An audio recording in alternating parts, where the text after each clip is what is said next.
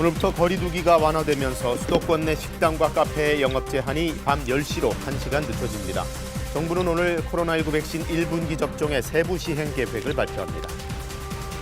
민주당과 정부, 청와대가 4차 재난지원금을 소상공인과 자영업자에게 우선 지원하기로 했습니다. 지원 대상과 규모를 확대하는 방안도 검토되고 있습니다. 규모 7.3 강진이 발생한 일본 후쿠시마현 앞바다에서 어제 5.2의 여진이 이어졌습니다. 지금까지 150여 명이 다치고 원전의 방사성 물질도 일부 유출됐습니다. 계엄령이 선포된 미얀마 주요 도시에서는 반군부 인사와 시위 참여 공무원, 기자들이 잇따라 체포되고 있습니다. 최대 도시 양곤에서는 시의회 건물에 장갑차가 들어가는 모습도 확인됐습니다. 출근길 전국 대부분 지역에서 비나 눈이 내리겠습니다. 낮부터는 찬바람이 불면서 기온이 떨어지겠고 미세먼지는 차츰 해소되겠습니다. 네, 연휴 잘 보내셨는지요? 새로운 한 주 또 시작하겠습니다. 오늘부터 거리두기 단계가 좀 조정됩니다. 수도권은 2단계, 그 외 지역은 1.5단계인데요. 수도권의 식당과 카페들은 밤 10시까지로 영업 제한이 완화되고 나머지 지역들은 아예 풀립니다. 천효정 기자가 보도합니다. 밤 9시면 문을 닫아야 했던 수도권 내 식당과 카페 등 다중이용시설 43만 곳의 영업시간이 밤 10시까지 1시간 연장됩니다. 수도권 외 지역에서는 시간 제한이 아예 사라집니다. 문을 닫게 하는 방역에서 스스로 실천하는 방역으로의 전환입니다. 이용자 한 분이 보이지 않는 곳에서도 방역 수칙을 철저히 지켜주셔야 수도권의 노래 연습장과 코인 노래방, 실내 체육시설의 운영 기준도 기존 8제곱미터당 1명에서 4제곱미터당 1명으로 완화됩니다.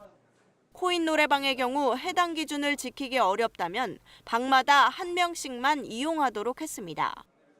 파티룸도 8제곱미터당 1명으로 인원 제한을 두고 수도권은 밤 10시까지, 비수도권은 시간 제한 없이 이용할 수 있습니다.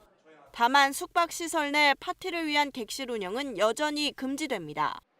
수도권 영화관과 공연장의 경우 영업시간 제한이 사라지고 좌석 띄우기 방식도 바뀝니다.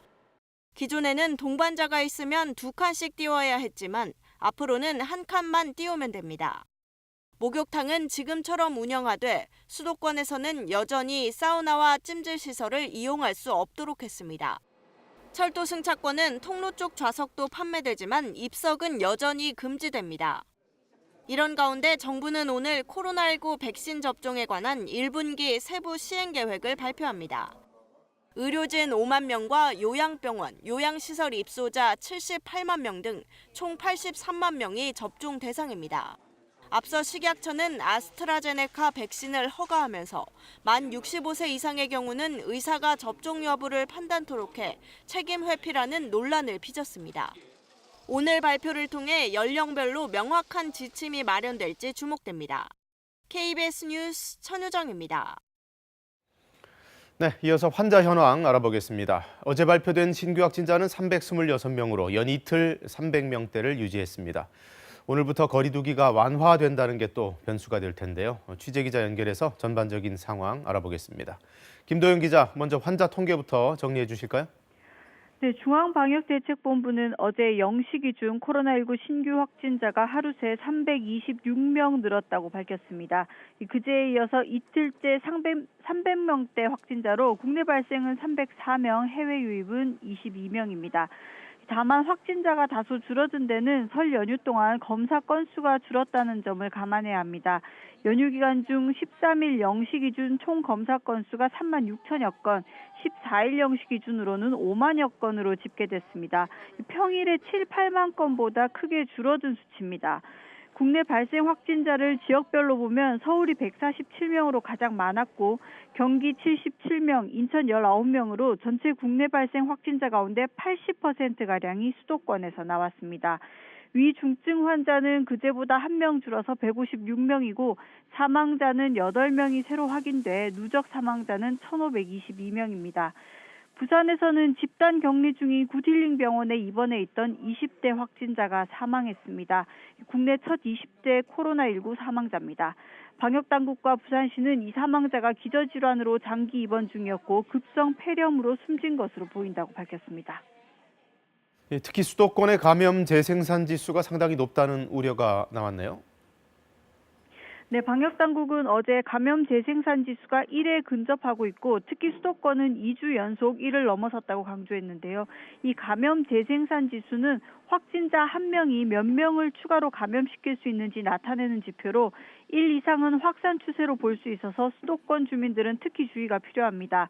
또 현재 감염 양상을 봤을 때 확진자 접촉과 조사 중 사례를 합치면 전체 60%를 넘는 데다가 집단 감염도 사업장이나 노래 연습장, 체육시설 등 다양한 일상 공간으로 확장하는 추세로 설명했습니다.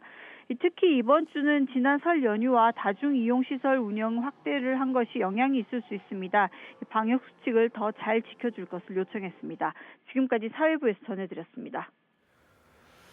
정부에서 추진 중인 4차 재난지원금은 받을 만한 사람들에게 더 많이 주는 쪽으로 가닥이 잡혔습니다. 지급 시기는 3월 이내가 될 것 같은데요. 일단은 전 국민 지원이 아니라 선별 지원으로 보시면 될 것 같습니다. 보도에 개현우 기자입니다. 민주당은 4차 재난지원금과 관련해 맞춤형 피해 지원부터 추진하겠다고 밝혔습니다. 정부의 방역조치 장기화로 손실을 보는 자영업자와 소상공인 피해 지원이 무엇보다 시급하다고 본 겁니다. 3차 대유행의 기간이 길어짐으로써 고통이 크고 길어지고 있기 때문에 대신 사각지대를 없애고 피해 계층 지원을 더 넓고 두텁게 하기로 했습니다. 넓게는 제도의 사각지대를 최소화하자는 것입니다. 두텁게는 현장의 고통에 근접하게 경기 진작을 위해 4차 지원에 함께 논의하겠다던 전국민 지원은 일단 코로나 진정 이유로 유보했습니다. 현재의 코로나 상황이 빨리 잡히지 않을 것 같다는 방역당국 예상과 한정된 재원이 변수였습니다. 4차 지원금 규모는 9조 원대였던 지난 3차 지원보다는 많을 것으로 보입니다. 변수는 코로나 손실에 대한 지원을 위로금과 보상의 사이에서 어느 정도로 결정하냐에 달려 있습니다. 또 손실보상제 도입까지의 공백 기간도 감안해야 합니다. 따라서 정부의 재정 지출을 조정하더라도 추가 국채 발행이 불가피해 보입니다. 이번에는 상당히 규모가 커야 된다고 봅니다. 좀 더 적극적이고 과감하게 결단해야 된다고 저는 생각합니다. 전국민 지원 여부를 두고 보이던 당정 이견이 우선 맞춤형 지원으로 좁혀지면서 추경 편성은 속도를 낼 것으로 보입니다. 민주당은 3월 초에 국회가 추경안을 통과시키고 3월 말부터는 4차 재난지원금이 지급되는 것을 목표로 하고 있습니다. KBS 뉴스 개현우입니다. 동일본 대지진의 악몽 10년 만에 또다시 규모 7.3의 강진이 발생한 일본 후쿠시마에서는 여진이 계속되고 있습니다. 어제도 규모 5.2의 지진이 일어났는데요. 150여 명이 다치고 원전에 방사성 물질이 일부 유출되기도 했습니다. 후쿠시마 현지에서 박원기 특파원이 보도합니다. 자동차가 달리는 도로 가로등이 크게 휘청이고 5m 높이에서 떨어진 돌탑의 꼭대기 부분은 주차된 차량을 덮칩니다. 차량은 크게 파손됐지만 다행히 다친 사람은 없었습니다. 자동차보다 큰 돌덩이는 도로 한복판으로 굴러 내려왔고 산사태로 흘러내린 많은 양의 토사는 자동차 경주장을 뒤덮었습니다. 대형 간판은 물론이고 건물 내부 천장 등이 속절없이 무너져 내렸습니다. 大丈夫でしたか?いや、大丈夫じゃない。もうめちゃくちゃ。調理場も皿全部終わり。みんな割れて。 10년 전 동일본 대지진의 피해를 키웠던 쓰나미, 즉 지진의 일은 발생하지 않았지만 지금까지 150여 명이 다치고 90여만 가구가 정전 피해를 봤습니다. 고속철도 신칸센은 철로에 전신주가 휘어 정상화에 열흘 안팎이 걸릴 것으로 예상됐습니다. 후쿠시마 원전에선 사용 후 해결료 보관 수조의 물이 유출되기도 했습니다. 일본 정부는 그러나 물에 포함된 방사성 물질 유출량이 적어 문제될 게 없다고 밝혔습니다. 일본 기상청은 이번 지진을 2011년 3월 동일본 대지진의 여진으로 판단하고 앞으로 일주일간 비슷한 규모의 여진이 있을 걸로 내다봤습니다. 실제로 어제 후쿠시마 앞바다에선 또다시 규모 5.2의 지진이 발생했습니다. 18,000명의 인명피해를 냈던 동일본 대지진의 악몽이 일본 열도를 엄습하고 있습니다. 일본 후쿠시마에서 KBS 뉴스 박원기입니다. 쿠데타 항의 시위가 이어진 미얀마에서는 군부가 한밤중에 시위 관련 인사를 체포하는 일도 잇따랐습니다. 안정을 위해서 군이 동원될 거라는 예고가 있는 가운데 최대 도시 양곤에는 장갑차가 투입됐습니다. 방콕에서 김원장 특파원이 전해왔습니다. 어젯밤 미얀마 북부 미찌나 지역에서 10여 발의 총격 소리가 이어졌습니다. 경찰이 시민들을 해산시키는 과정에서 발포한 것으로 보입니다. 한밤중에 시위 관련 인사에 대한 체포도 계속되고 있습니다. 군부는 주로 밤에 정치인과 시위 참여 공무원 그리고 기자들을 잇따라 체포하고 있습니다. 이웃 시민들이 체포 사실을 알리기 위해 요란하게 냄비 등을 두드리고 체포된 시민을 실은 차가 인파를 뚫고 달아납니다. 여기에 지난 12일 군정이 갑자기 사면한 양곤 교도소 죄수 2만 3천여 명이 풀려나면서 연일 극도로 불안한 밤이 계속되고 있습니다. 사흘간의 대규모 반쿠데타 시위가 끝난 어제 양곤에서는 시의회 건물에 장갑차가 들어가는 모습도 확인됐습니다. 오늘 새벽부터는 경찰이 시민의 안정을 위해 군이 투입될 것이라는 방송을 하고 있습니다. 한편 무전기 등을 소유한 혐의로 기소된 아웅산 수치 고문의 구금 기간이 오늘까지입니다. 군부가 아웅산 수치 고문을 석방하지 않고 선거 부정 등의 혐의로 추가 기소할 것이라는 분석이 나오고 있습니다. 주 미얀마 한국대사관은 우리 교민들의 외출 제재와 함께 만일의 사태에 대비해 비상 연락망을 유지해 줄 것을 당부했습니다. 방콕에서 KBS 뉴스 김원장입니다. 미국에선 트럼프 전 대통령에 대한 두 번째 탄핵 심판에서 무죄가 선고됐습니다. 공화당 상원의원 대부분이 내란 선동 혐의를 탄핵 사유가 아니라고 봤는데요. 또 한 번 탄핵을 면한 트럼프 전 대통령은 곧바로 정치적 행보에 들어갔습니다. 워싱턴에서 김양순 특파원이 보도합니다. 도널드 트럼프 전 대통령이 탄핵 심판 과정에서 두 번째로 무죄를 선고받았습니다. 지난달 6일 미 의회 난입 사태와 관련해 자신의 지지자들을 선동한 혐의에 대해 미 공화당 상원 의원 대부분이 탄핵 사유가 아니라고 본 겁니다. 공화당 의원 7명이 트럼프의 내란 선동죄를 인정했지만 탄핵 유죄 판결에 필요한 의석의 3분의 2, 즉 67표에는 미치지 못했습니다. What we saw in that Senate today was a cowardly group of Republicans who apparently have no options because they were afraid to defend their job, respect the institution in which they served.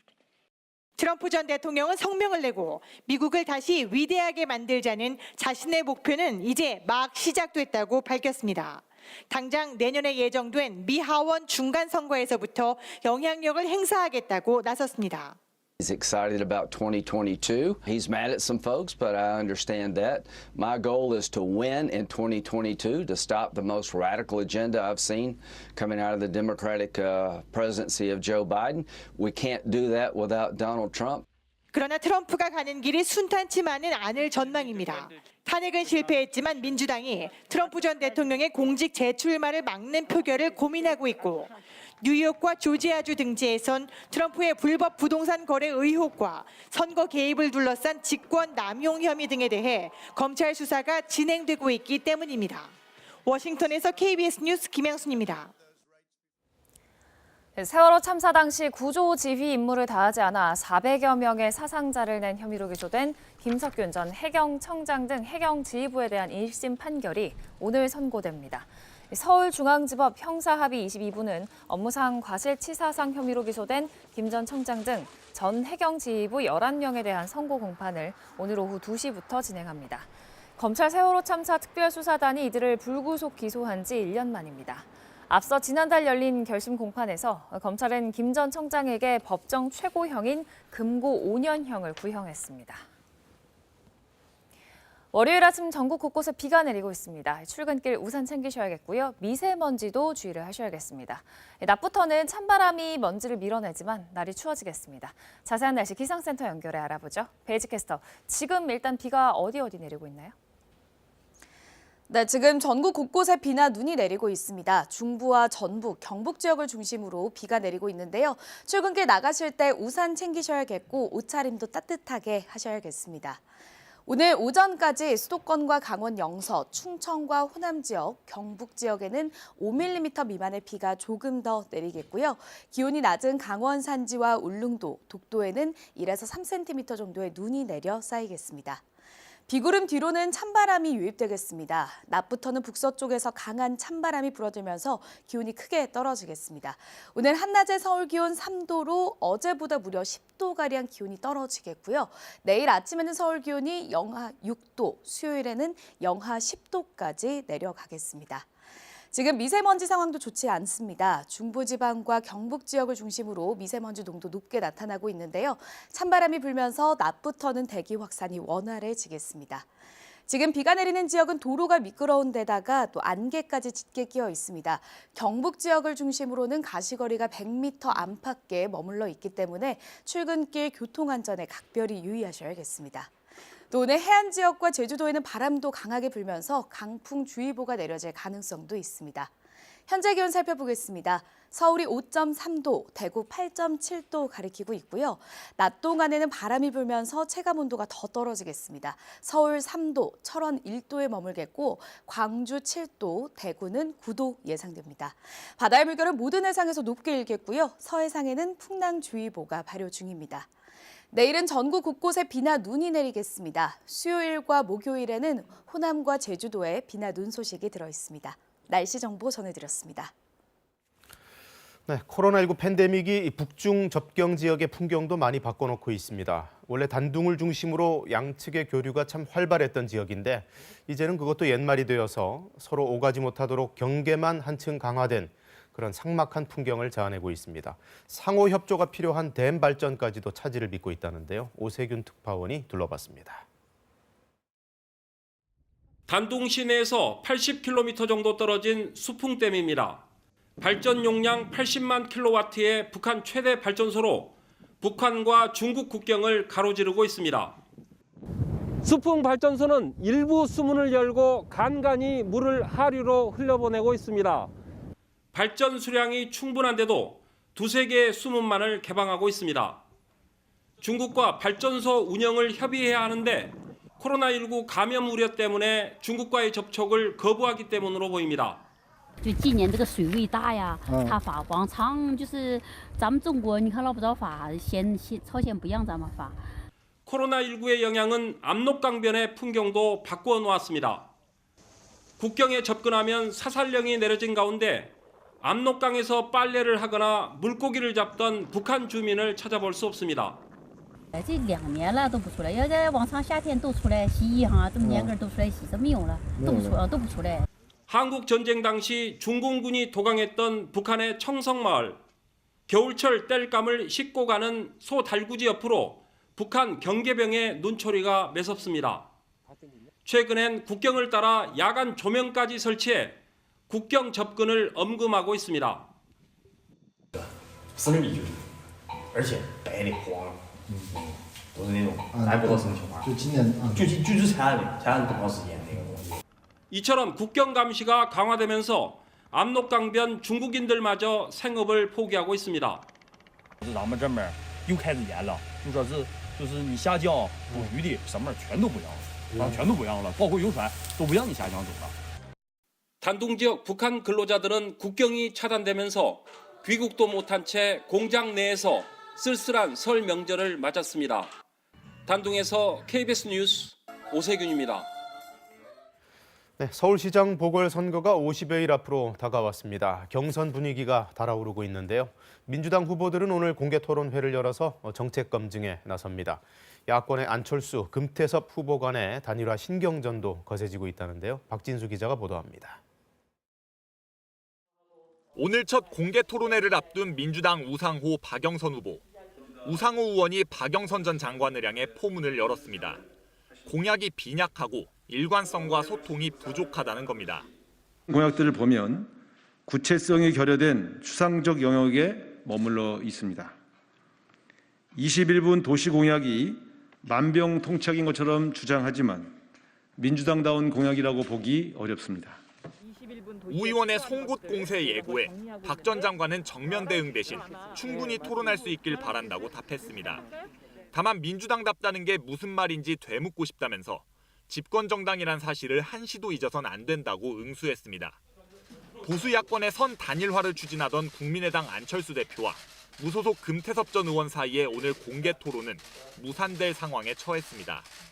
설 전에 하자는 것도 양보를 했고 횟수도 2번 하자는데 동의를 해서 사실은 원만하게 될 것이라고 생각을 했습니다. 그런데 보름이 지나도록 계속 실무 협상이 계속돼서 토론 중계 언론사 선정과 토론 형식을 두고 안 대표 측과 합의가 안 되고 있다고 주장했습니다.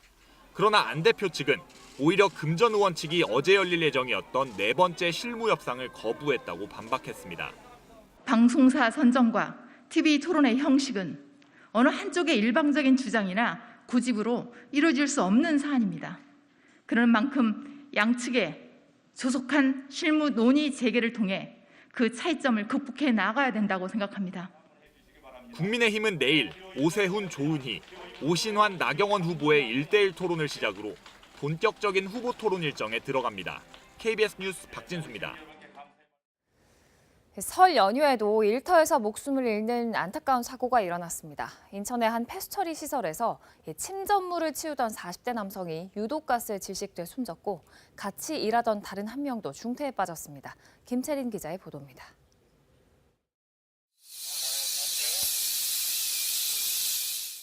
방독면을 쓴 구조대원이 사다리를 타고 저류조에서 올라오고 이어 한 남성이 들것에 실린 채 구조됩니다.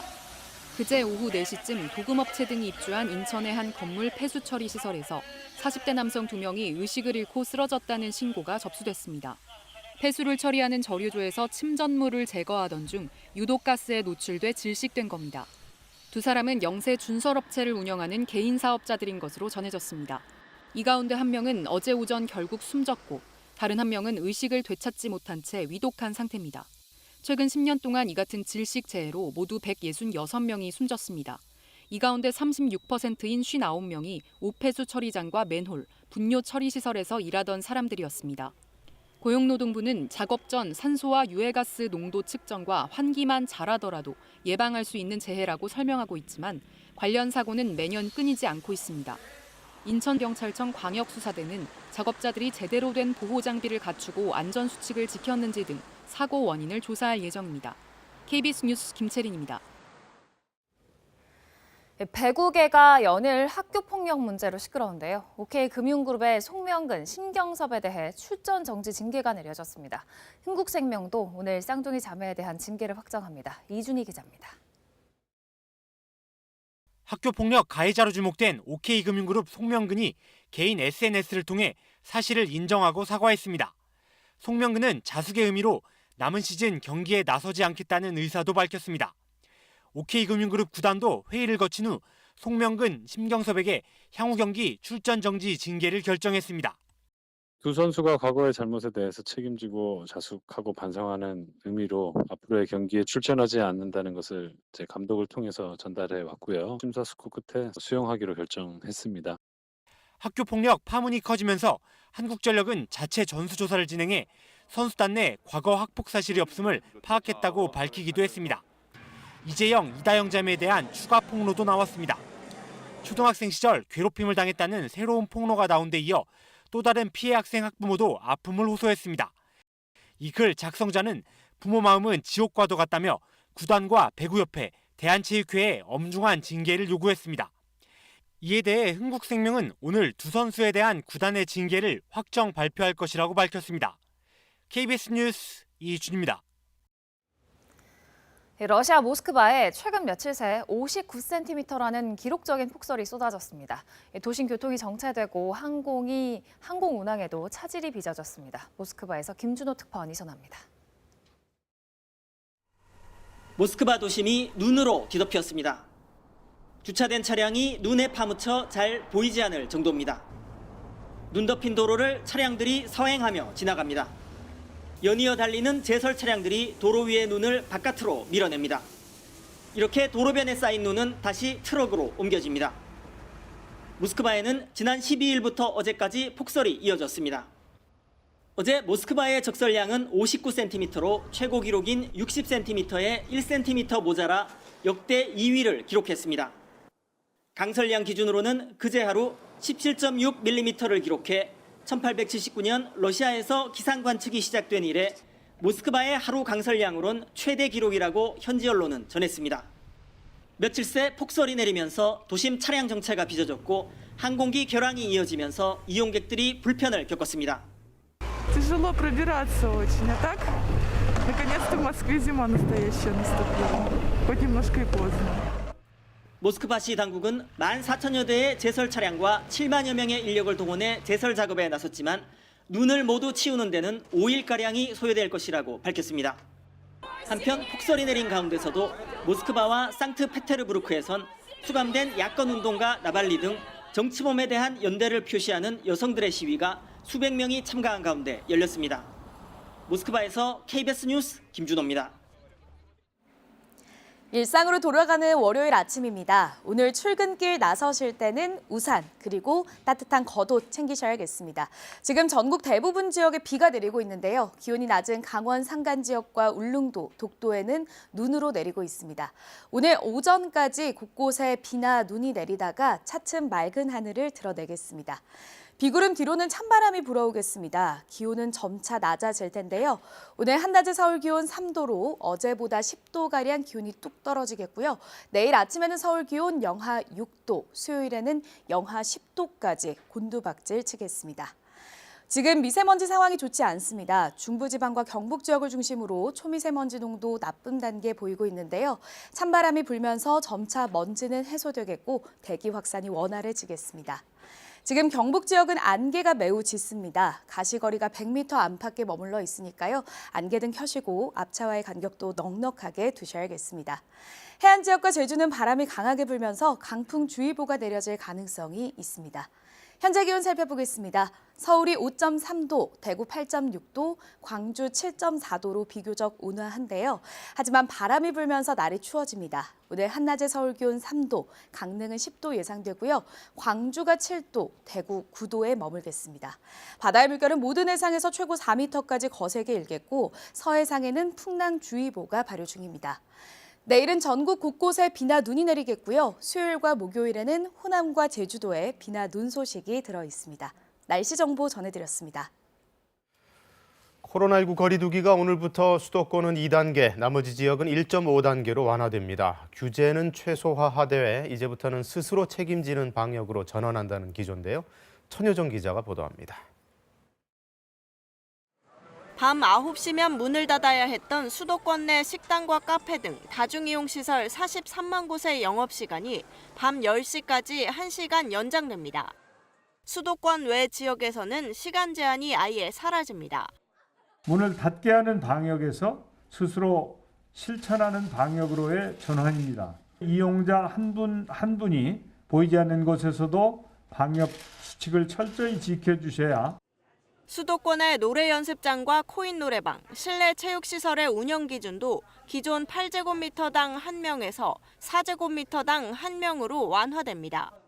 코인 노래방의 경우 해당 기준을 지키기 어렵다면 방마다 1명씩만 이용하도록 했습니다.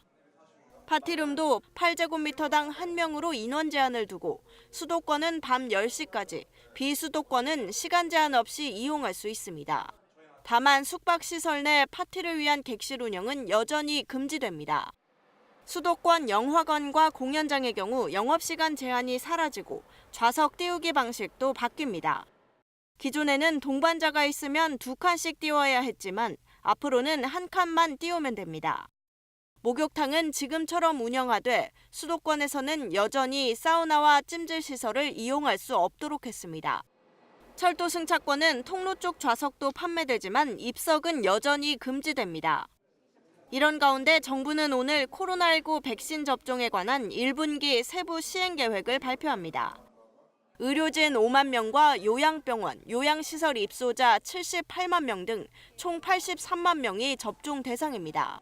앞서 식약처는 아스트라제네카 백신을 허가하면서 만 65세 이상의 경우는 의사가 접종 여부를 판단토록 해 책임 회피라는 논란을 빚었습니다. 오늘 발표를 통해 연령별로 명확한 지침이 마련될지 주목됩니다. KBS 뉴스 천효정입니다. 최근에 코로나19 감염은 교회나 요양병원 같은 다소 특수한 장소들 말고도 직장이라든가 생활체육시설 같은 다양한 일상 공간으로 확장되는 추세입니다.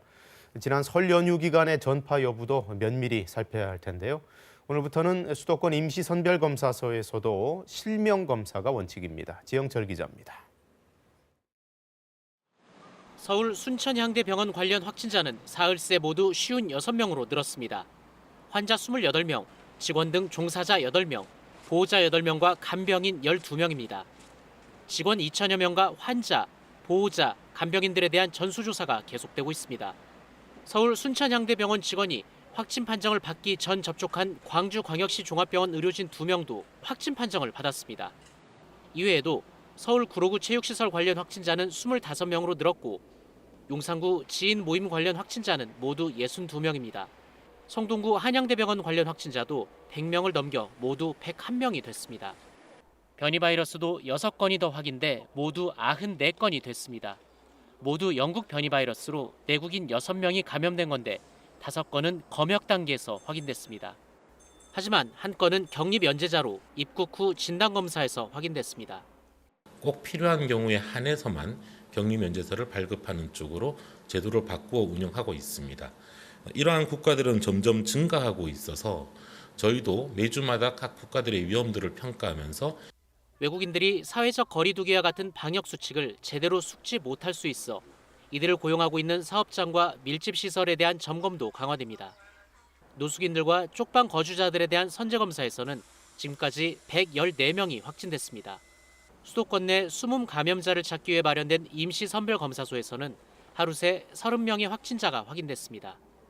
이곳은 확진자 발생 시 신속 대응을 위해 오늘부터 이름과 생년월일, 연락처 등을 수집하는 실명 검사로 전환됩니다. KBS 뉴스 지형철입니다. 네, 정부의 거리두기 조정으로 오늘부터는 유흥시설도 문을 열 수 있게 됐고 수도권 음식점들의 영업 제한도 좀 풀리는데요. 업계 입장에서는 여전히 충분치가 않다며 반발이 나옵니다. 또 방역 전문가들은 전문가들대로 우려의 목소리가 있는데 이수민 기자가 취재했습니다. 서울의 한 유흥주점. 오랜만에 다시 가게 문을 열기 위한 청소에 한창입니다. 소독제 다 뿌려야 돼요. 이거. 유흥주점과 클럽 등 6가지 유흥시설이 다시 영업할 수 있게 됐습니다. 방역당국이 집합금지 조치를 내린 지 3개월 만입니다. 다만 밤 10시까지만 손님을 받을 수 있습니다. 유흥시설 4만여 곳은 전국적으로 집합금지가 해제되지만 핵심 방역수칙 5가지는 꼭 지켜야 합니다.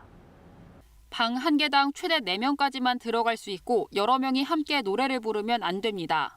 또 클럽이나 나이트에선 춤출 수 없고 헌팅포차와 감성주점에서 자리를 옮겨 다니는 것도 금지됩니다. 모든 유흥시설에서는 전자출입명부를 사용해야 합니다. 이렇게 다시 영업할 수 있게 됐지만 업계에선 보여주기식 행정이란 비판도 나옵니다. 정부가 밤늦게 손님이 많이 오는 유흥시설의 특성을 고려하지 않았다는 겁니다. 8시에 문 열어서 간판 켜자, 간판 꺼야 되는 상황입니다. 업종별로 손님들이 이용하는 시간이 각자 다른데 정책은 한 가지로 일정하게 쓴다는 건 이게 말이 안 되는 거죠. 하지만 전문가들은 아직 3차 대유행이 끝나지 않은 상황에서 방역조치 완화보다는 선별적 지원을 우선했어야 했다고 말합니다. 유흥업소 같은 경우는 음주를 하시기 때문에 마스크를 착용하기가 상당히 어렵습니다. 우리가 100명이 1000명 가는 게 얼마 안 걸렸어요. 조금 이 방역 차원에서는 걱정이 되고 선별적으로 손해보상을 해주는 게 조금 더 도움이 될 수도 있는. 이런 가운데 유흥시설 영업주들은 오늘 국회 앞에서 영업시간 규제에 대한 규탄 기자회견을 열 예정입니다. KBS 뉴스 이수민입니다. 요양병원과 시설에 있는 환자들을 치료하기 위해 감염병 전담 요양병원 제도가 생겼지만 실제 지정과 또 이후 절차는 난항을 겪고 있습니다. 기존에 치료를 받던 환자와 보호자, 해당 병원까지 반발하고 있는데요. 지난 1년을 버텨온 감염병 전담병원 의료진들도 더 이상은 힘들다고 호소하고 있습니다. 석혜원 기자가 취재했습니다. 서울 강남의 한 구립 요양병원. 환자 보호자들이 강제로 퇴원할 수 없다며 피켓을 들고 서 있습니다. 어머님께서 뇌경색 1급인데 다른 요양병원 가봐야 치료도 안 되고 받아주는 데도 없고 갈 데도 없습니다. 요양을 하는 사람들이 아니라 여기는 치료를 받고 있는 병원이에요. 환자분들 상태를 아신다면 절대로 이기적이라고 말씀하실 수 없습니다. 이 병원은 서울의 유일한 공공 요양병원으로 지난해까지 275억 원의 예산을 지원받았습니다. 코로나19가 발생한 병원과 공공병원, 자원하는 병원 등을 우선하라는 정부 지침에 따라 감염병 전담 요양병원으로 지정됐습니다. 문제는 병상에 여유가 있는 다른 요양병원을 찾는 건 환자들 몫이라는 겁니다. 125개의 요양병원 리스트를 받았습니다. 환자 보호자분께 각 병원에 다 연락을 해서 환자 상황에 맞는 병원을 찾으셔야 됩니다. 강남구 같은 경우는 이번 가용한 병원은 한 3개 정도 되는데 병상 수는 한 40여 개 정도밖에 되지 않습니다. 전담 요양병원으로 지정되면 기존의 의료진들이 그만둘 수 있다는 점도 우려입니다. 감염 위험에다 업무 강도도 세지기 때문입니다. 코로나 환자를 받게 되면 나는 모두 다 다른 병원 가겠다. 100% 다 사직하겠다. 간호사도 저희가 설문조사했을 때 95%는 근무하기가 어렵다. 코로나에 감염된 요양병원 환자를 돌봐온 기존의 전담병원 의료진들은 이미 지난 1년간 지칠 대로 지쳐 한계가 왔다며 인력 충원을 요구합니다. 정부가 파견 인력을 지원했지만 기간도 짧고 숙련도도 떨어져 현장에선 도움이 되지 않는다는 지적입니다. 작년 2월부터 코로나 전담병원이 되었어요. 요양 환자들이 이제 오시게 되면은 24시간 내내 이 환자한테 붙어 있어야 되는 문제들이 계속 꾸준히 일할 수 있는 인력을 달라고 말씀을 드리는 거예요.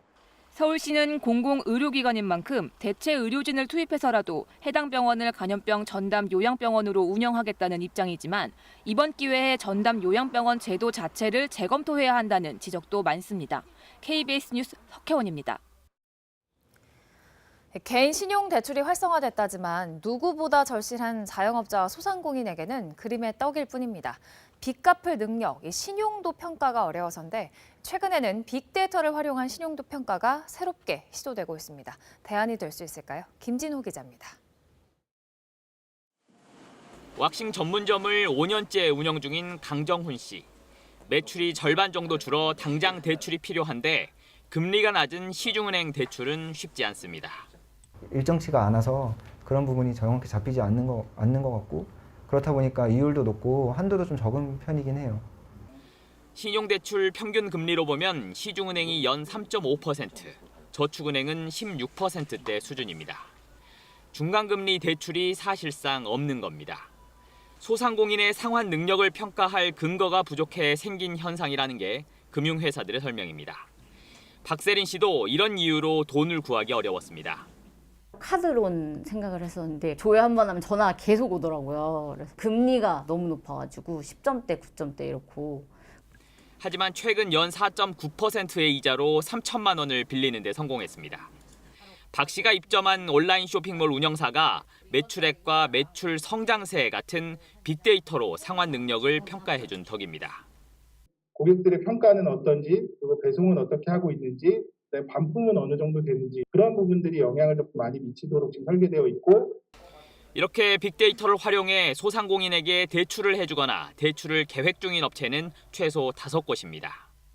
기존에 사용하지 못했던 정보를 굉장히 많이 축적해 놓은 곳들이 이제 금융 영역으로 들어오고 있기 때문에 그런 정보들을 활용해서 새로운 어떤 비즈니스들이 생겨나고 그런 측면에서 금융은 굉장히 앞으로 그 금융 포용 측면에서는 굉장히 유용한 수단이 될 수 있을 거라고 생각합니다. 사각지대였던 중금리 대출 시장의 활성화를 위해선 이런 소상공인 데이터의 공유를 통해 신용 분석 능력을 더 높여야 한다는 게 전문가들의 공통된 의견입니다. KBS 뉴스 김진호입니다. 오늘부터 사회적 거리 두기가 완화되는 만큼 방역 당국은 모두가 생활 속에서 매 순간 방역 수칙을 잘 지켜야 한다고 강조했는데요. 또 어떤 것들이 달라지는지까지 브리핑으로 직접 들어보시죠. 수도권은 2.5단계에서 2단계로, 비수도권은 2단계에서 1.5단계로 조정됩니다. 5인 이상 사적 모임 금지 조치도 유지됩니다. 다만 장기간의 모임 금지에 따른 피로감과 생업시설의 애로를 고려하여 직계 가족과 관리자가 있는 스포츠 시설에 대한 예외가 적용됩니다. 직계 가족은 직계 좀비속을 포함하는 의미입니다. 민법 쪽에 보면 이제 제4편 친족편에 보면 직계 혈족이 있고 이 직계 혈족은 직계 좀비속을 포함하는 개념입니다. 이에 따라 증조부님도 함께 포함되는 개념으로 이해해 주시면 될 것 같습니다. 안정적인 감소세가 함께 이루어진다면 현재 하고 있는 방역 조치들을 계속 단계적으로 완화해야 될 것입니다. 이 단계적인 완화 조치에는 당연히 5인 이상 사적 모임 금지도 함께 검토할 대상입니다. 따라서 금주 2주 동안 코로나19의 유행 사항들을 관찰하면서 조정 방안들을 검토하게 될 것입니다. 의료기관에 대한 방역 수칙은 상당히 까다로운 형태로 현재까지 유지되고 있는 중입니다. 입원 환자에 대해서는 모두 코로나19 검사를 하고 코로나19 감염이 없는 것을 확인하고 입원이 되고 있고, 입원 중에 폐렴 유사 증상이 나오는 경우에도 다시 한번 코로나19 검사를 합니다. 의료인들의 경우에도 마스크 착용 등의 기본적인 수칙뿐만 아니라 증상에 대해서 계속 체크를 하면서 좀 의료기관에서 발생하고 있는 지역사회 감염들은 해당 의료기관의 방역 관리에 있어서의 소홀성의 문제도 있을 수 있겠으나, 대부분의 경우에는 지역사회에서 감염된 곳들이 마지막 궁극적인 지점으로서 집중화되는 것으로 이해하고 있습니다.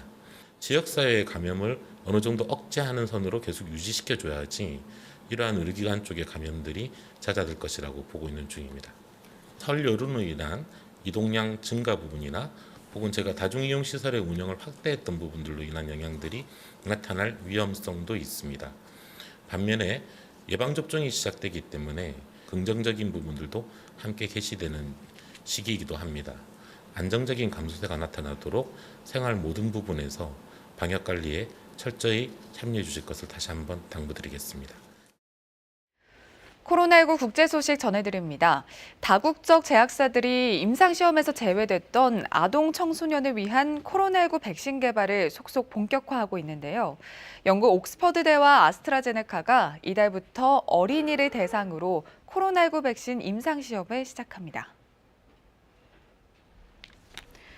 영국 옥스퍼드 대학과 제약사 아스트라제네카가 이달부터 6세에서 17세 아동 청소년 300명을 대상으로 코로나19 백신 효능 시험을 진행한다고 현지 언론들이 보도했습니다.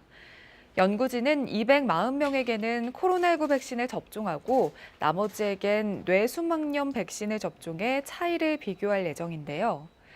옥스퍼드 대학의 백신 연구그룹 측은 아동 대부분이 코로나19 바이러스의 영향을 상대적으로 덜 받지만 백신의 면역 반응과 안정성을 확인하는 것은 중요하다고 전했습니다. 코로나19는 나이가 많을수록 증상이 심해지고 사망률도 높아서 그동안 코로나 백신 임상시험은 성인을 대상으로 진행됐는데요. 하지만 최근 집단 면역의 중요성과 변이 바이러스에 어린이도 안심할 수 없다는 발표가 나오면서 지난달부터 화이자와 모더나 등 다국적 제약사들이 잇따라 어린이용 백신 임상시험에 박차를 가하고 있습니다.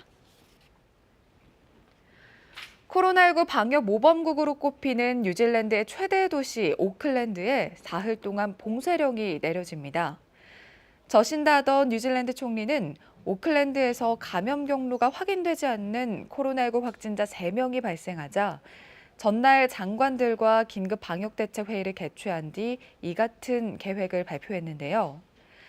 그러면서 변이 바이러스 감염인지 여부를 비롯해 관련 정보를 추가로 얻을 때까지 지역사회 전파를 차단하고 조심스러운 접근법을 취하자는 차원에서 이번 조치를 단행했다고 설명했습니다. 이에 따라 14일 자정부터 사흘 동안 오클랜드 시민 170만 명은 외출이 제한되고 비필수 업종과 학교는 문을 닫아야 하는데요. 다만 오클랜드 이외의 지역은 전면적인 봉쇄 대신 방역 규제가 한층 강화됐습니다. 우리나라에서도 반려동물의 코로나19 감염 사실이 확인되는 등 전 세계 곳곳에서 동물의 감염 사례가 꾸준히 보고되고 있는데요. 지난달 파키스탄 동물원에서 숨진 세계적인 희귀종 백호랑이 2마리의 사인이 코로나19라는 주장이 나왔습니다. 파키스탄 라우트 동물원에서 지난달 30일 생후 11주 된 백호랑이 2마리가 코로나19에 걸려 사망했다는 주장이 나왔다고 로이터 통신 등 외신들이 보도했습니다. 당시 동물원 측은 새끼 백호랑이들이 파키스탄에서 흔히 발견되는 고양이 백혈구 감소증에 걸려 숨진 것으로 여겼는데요.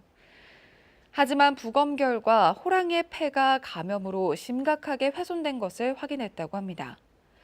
또한 호랑이 사망 후 동물원 관리 직원들을 대상으로 코로나19 검사를 한 결과 6명이 양성 판정을 받았으며 그중 1명은 평소 새끼 백호랑이들을 돌보던 직원들이었는데요.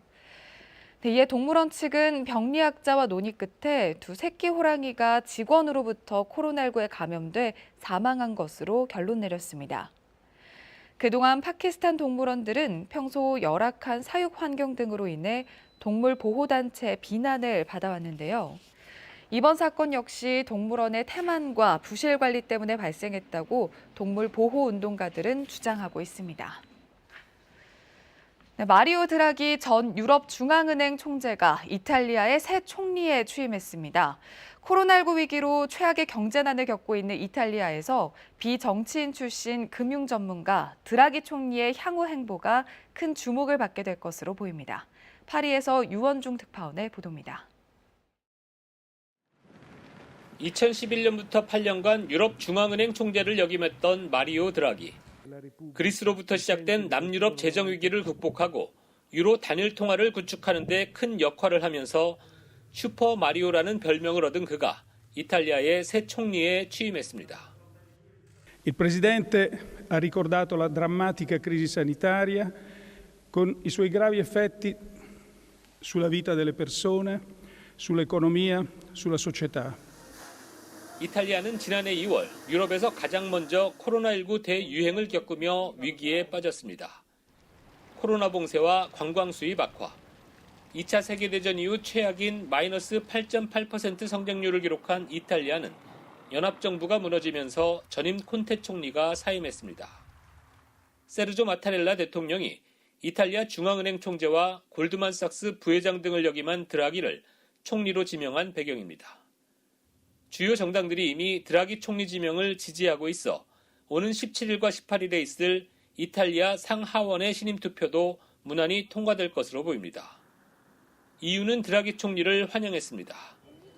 코로나19로 인한 경제난을 공적 자금으로 버티고 있는 EU가 금융 전문가 드라기 총리의 합류에 큰 기대감을 나타내는 것입니다.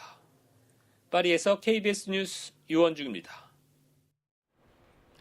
코로나19 관련 국내 소식 몇 가지 키워드와 함께 더 전해드리겠습니다. 첫 번째 키워드부터 보겠습니다.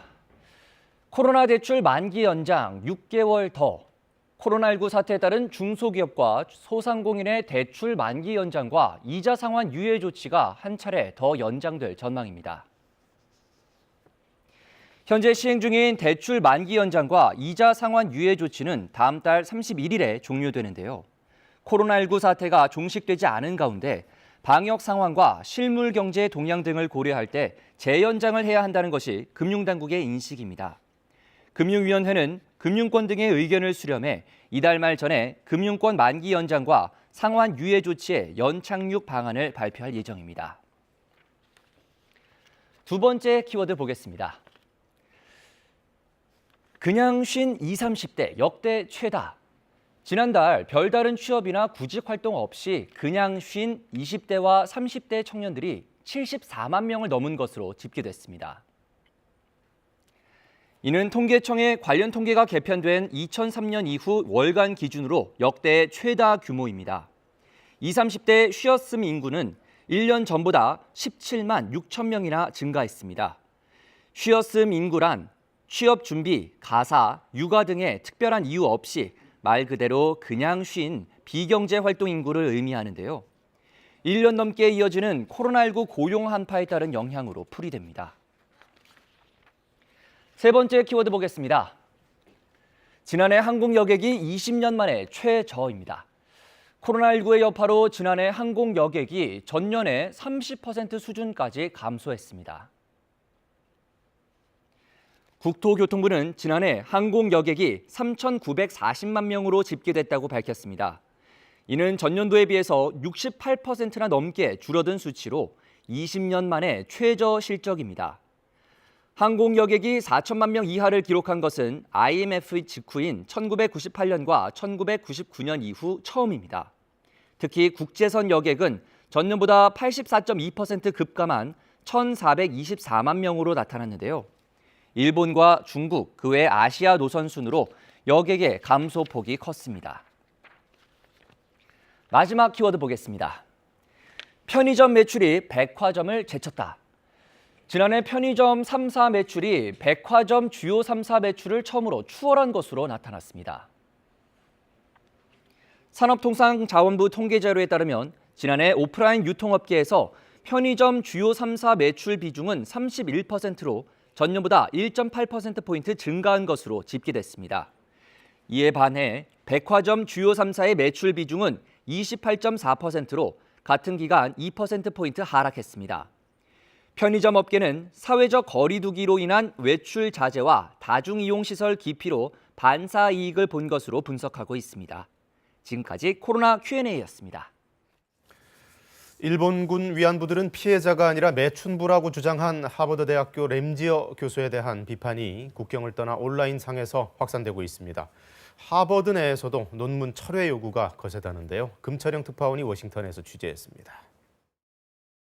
Outraged by this, if you're also sickened by this, then write your name in the comments as a signature for this letter. 이 운동을 시작한 지 하루 만에 조회수 5만을 넘었고 4,500명이 댓글을 남겼습니다. 뉴욕 한인학부모협의회를 포함해 시민사회단체들은 오는 16일 램지어 교수의 사퇴를 요구하는 온라인 기자회견을 예고했습니다. 하버드대 한인 학생회는 논문 철회와 법대 학장의 입장 표명을 촉구하고 있습니다. 이게 한번 이제 퍼블리시가 되면은 하버드 교수가 썼다는 그 자체로도 많은 사람들이 그 소스로 되게 쓸 수 있는 그런 논문이 되잖아요. 당사자인 램지어 교수는 여전히 KBS 등 언론 인터뷰 요청을 거부하고 있습니다. 논문 공식 출판의 열쇠를 진 학술지 국제법경제학 리뷰 측은 논문에 대한 우려를 밝히면서 반론을 게재할 수 있다는 입장입니다. 하지만 논문 철회 요구에 대해선 어떻게 대응할지 밝히진 않았습니다. 하버드 법대 종신교수인 석지영 교수는 램지어 교수의 주장을 뒷받침할 만한 그 어떤 근거나 자료도 논문에서 인용되지 않았다며 수십 년 동안의 관련 연구는 그의 주장과는 다르다고 밝혔습니다. A scholar who publishes things that are not true, that are not based in fact, that are not based on evidence, and where he does not show any sources that support his argument should be criticized. 석 교수는 앞으로 관련 전문학자들이 램지어 교수의 글에 반대하는 것을 보게 될 것이라며 학계의 대응 움직임이 일고 있음을 시사했습니다. 워싱턴에서 KBS 뉴스 금철영입니다. 네, 요즘 가벼운 접촉 사고에도 일단 드러눕고 보는 무조건 병원에 입원하는 보험 가입자들이 많아지면서 전체적인 보험료 인상으로 이어지고 있습니다. 한 번도 보험 처리를 한 적 없는 가입자들까지 그 부담을 나눠지게 되는데요. 김도영 기자가 문제점 취재했습니다. 대리운전 기사인 윤종걸 씨는 지난해 6월 철도 건널목에서 후진하다 뒤에 있던 또 다른 대리운전 차량과 부딪혔습니다. 하나, 둘, 셋, 한 3초 정도 될 것 같고요. 양쪽 차 주인은 수리도 치료도 안 했지만 피해 차량 대리운전 기사는 달랐습니다. 병원에 입원해 보험금 550만 원 정도를 받아갔습니다. 역시 후진하다 뒷차의 앞 범퍼와 부딪혀 360만 원. 옆 거울을 조금 긁었는데 700만 원. 모두 비교적 가벼운 접촉사고로 피해자가 받은 치료비와 합의금입니다. 진단서 없이도 장기간 치료를 받을 수 있는 현재 자동차 보험 체계 탓에 생긴 일이라는 게 보험사의 입장입니다. 2, 3주 정도가 아닌 이런 케이스로 한 4개월, 5개월, 6개월, 길게는 3년까지 치료받는 분도 계십니다. 지난 10년간 교통사고 사망자와 중상자 수는 크게 줄어든 반면 진단 5일 미만인 부상신고자는 급증했습니다. 하지만 이건 경찰 기준, 현재 자동차 보험 체계상 실제 치료는 진단과 아무 상관이 없습니다.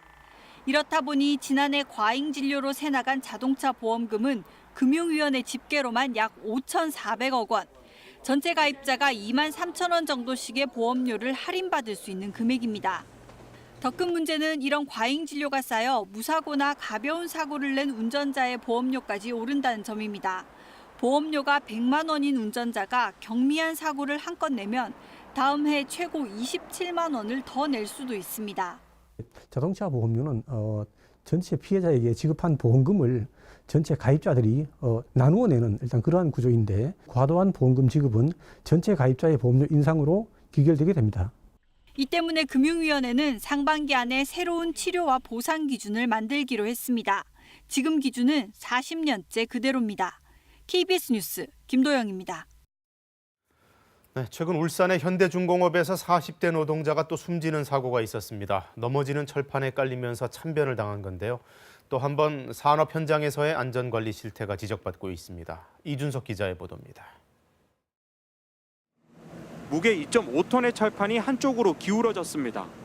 왼쪽에 다른 철판처럼 받침대에 단단하게 고정돼 얹혀 있어야 했지만 철판을 내려놓는 작업 중 갑자기 넘어진 겁니다. 당시 용접 작업을 준비하던 40대 노동자는 피할 겨를도 없이 철판에 끼어 그 자리에서 숨졌습니다. 사고 당시 진행된 작업 지시서입니다. 철판을 받침대에 탑재하는 과정에 철판이 넘어지지 않게 하는 장비가 고정돼 있는지 확인해야 했지만 점검은 물론 어떤 안전 조치도 이루어지지 않았습니다. 현장에 관리 감독자도 없었습니다.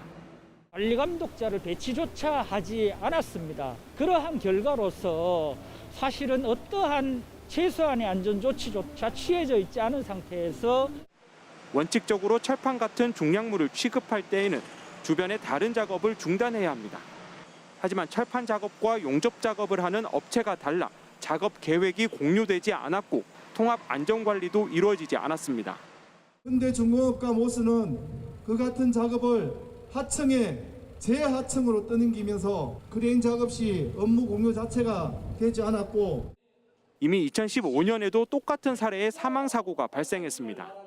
지난해 4명의 노동자가 숨지면서 고용노동부로부터 불량 사업장으로 지정되자 현대중공업은 특별 관리하겠다고 약속했지만 헛고에 그치고 있습니다. KBS 뉴스 이준석입니다. 새로 나온 책 소식입니다. 20년 전 일본에서 선로에 떨어진 일본인을 구하려다 숨진 한국인 유학생 이수현 씨를 기리는 평전이 출간됐습니다. 안중근 의사의 옥중 자서전도 새롭게 완성돼 독자들을 만납니다. 김석 기자가 소개합니다. 선로에 떨어진 일본인을 구하려 몸을 던진 한국인 유학생. 아름다운 청년 이수연 씨가 세상을 떠나고 어느덧 20년이 흘렀지만 차가운 어둠을 몰아내는 한 줄기 햇살처럼 고인의 이름은 지금도 많은 이의 기억 속에 남아 있습니다. 청년 이수연이 이 땅에 살다간 26해를 생전에 밴드 활동을 함께하며 인연을 맺은 친구가 담담하게 써냈습니다. 차별과 혐오가 넘치는 시대, 그래서 꿈 많았고 건강했으며 늘 당당하고자 했던 고인의 삶이 더 큰 울림으로 다가옵니다. 1919년 10월 26일 하얼빈 역을 뒤흔든 세 발의 총성. 조국을 위해 총을 든 31살 청년 안중근. 이토 히로부미를 저격하고 여순 감옥에 갇혀 있는 동안 안중근은 자서전을 씁니다. 지금까지 나온 필사본과 영인본, 출판본을 글자 하나하나까지 살펴 비판적으로 검토해 완성한 안중근의 옥중 자서전입니다. 약한 것으로 강한 것을 제거하고 인으로 악에 대적하라. 안중근의 정신은 시대의 간극을 넘어 여전히 유효하고 또 절실합니다. 대기업에 근무하다 정년을 맞은 주인공이 뇌출혈로 쓰러져 의식을 잃은 동안 겪게 되는 꿈도 실제도 아닌 기이한 여행을 통해 평범한 생의 위대함을 성찰합니다. 조선왕조실록부터 열하일기까지 옛 기록에서 찾아낸 팔도강산 각양각색 괴물들의 면면을 흥미롭게 소개합니다. 프리다 칼로, 조지아 오키프, 정찬영, 케테 콜비츠, 그리고 정강자. 남성이 아니어서 또는 아내이자 엄마로서 겪어야 했던 더 큰 어려움 속에서도 자기 예술을 만들고 성취해간 여성 예술인들의 이야기입니다. KBS 뉴스 김석입니다. 출근길 전국 곳곳에 비나 눈이 내리고 있습니다. 나가실 때 우산 챙기셔야겠는데요. 오전까지 5mm 미만의 비가 조금 더 내리겠고요. 기온이 낮은 강원 산지와 울릉도, 독도에는 1에서 3cm 정도의 눈이 더 내리겠습니다. 비구름 뒤로는 찬바람이 불어오면서 낮부터는 날이 추워집니다. 오늘 한낮에 서울 기온 3도로 어제보다 무려 10도가량 기온이 뚝 떨어지겠고요. 내일 아침에는 서울 기온이 영하 6도, 수요일에는 영하 10도 예상됩니다. 미세먼지 상황도 좋지 않습니다. 지금 중부와 경북 지역을 중심으로 초미세먼지 농도가 높게 나타나고 있는데요. 오후부터는 찬바람이 먼지를 밀어내면서 대기 확산이 원활해지겠습니다. 날씨 정보 전해드렸습니다. 오늘부터 거리 두기가 완화되면서 수도권 내 식당과 카페의 영업 제한이 밤 10시로 1시간 늦춰집니다. 정부는 오늘 코로나19 백신 1분기 접종의 세부 시행 계획을 발표합니다. 민주당과 정부, 청와대가 4차 재난지원금을 소상공인과 자영업자에게 우선 지원하기로 했습니다. 지원 대상과 규모를 확대하는 방안도 검토되고 있습니다. 규모 7.3 강진이 발생한 일본 후쿠시마현 앞바다에서 어제 5.2의 여진이 이어졌습니다. 지금까지 150여 명이 다치고 원전의 방사성 물질도 일부 유출됐습니다. 계엄령이 선포된 미얀마 주요 도시에서는 반군부 인사와 시위 참여 공무원, 기자들이 잇따라 체포되고 있습니다. 최대 도시 양곤에서는 시의회 건물에 장갑차가 들어가는 모습도 확인됐습니다. 출근길 전국 대부분 지역에서 비나 눈이 내리겠습니다. 낮부터는 찬바람이 불면서 기온이 떨어지겠고 미세먼지는 차츰 해소되겠습니다. 2월도 어느덧 절반이 지나가 버렸습니다. 장사하시는 분들 이번 달도 참 고통스러운 시간 보내고 계실 텐데요. 그나마 오늘부터는 영업 제한이 좀 풀리게 됐습니다. 비수도권은 식당들의 영업 제한이 아예 사라지고 수도권은 밤 10시까지로 1시간 완화되죠. 천효정 기자가 보도합니다. 밤 9시면 문을 닫아야 했던 수도권 내 식당과 카페 등 다중이용시설 43만 곳의 영업시간이 밤 10시까지 1시간 연장됩니다. 수도권 외 지역에서는 시간 제한이 아예 사라집니다. 문을 닫게 하는 방역에서 스스로 실천하는 방역으로의 전환입니다. 이용자 한 분이 보이지 않는 곳에서도 방역 수칙을 철저히 지켜주셔야 수도권의 노래 연습장과 코인 노래방, 실내 체육시설의 운영 기준도 기존 8제곱미터당 1명에서 4제곱미터당 1명으로 완화됩니다. 코인 노래방의 경우 해당 기준을 지키기 어렵다면 방마다 1명씩만 이용하도록 했습니다.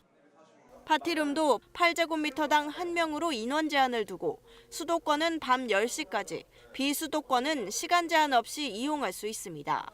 다만 숙박시설 내 파티를 위한 객실 운영은 여전히 금지됩니다. 수도권 영화관과 공연장의 경우 영업시간 제한이 사라지고 좌석 띄우기 방식도 바뀝니다.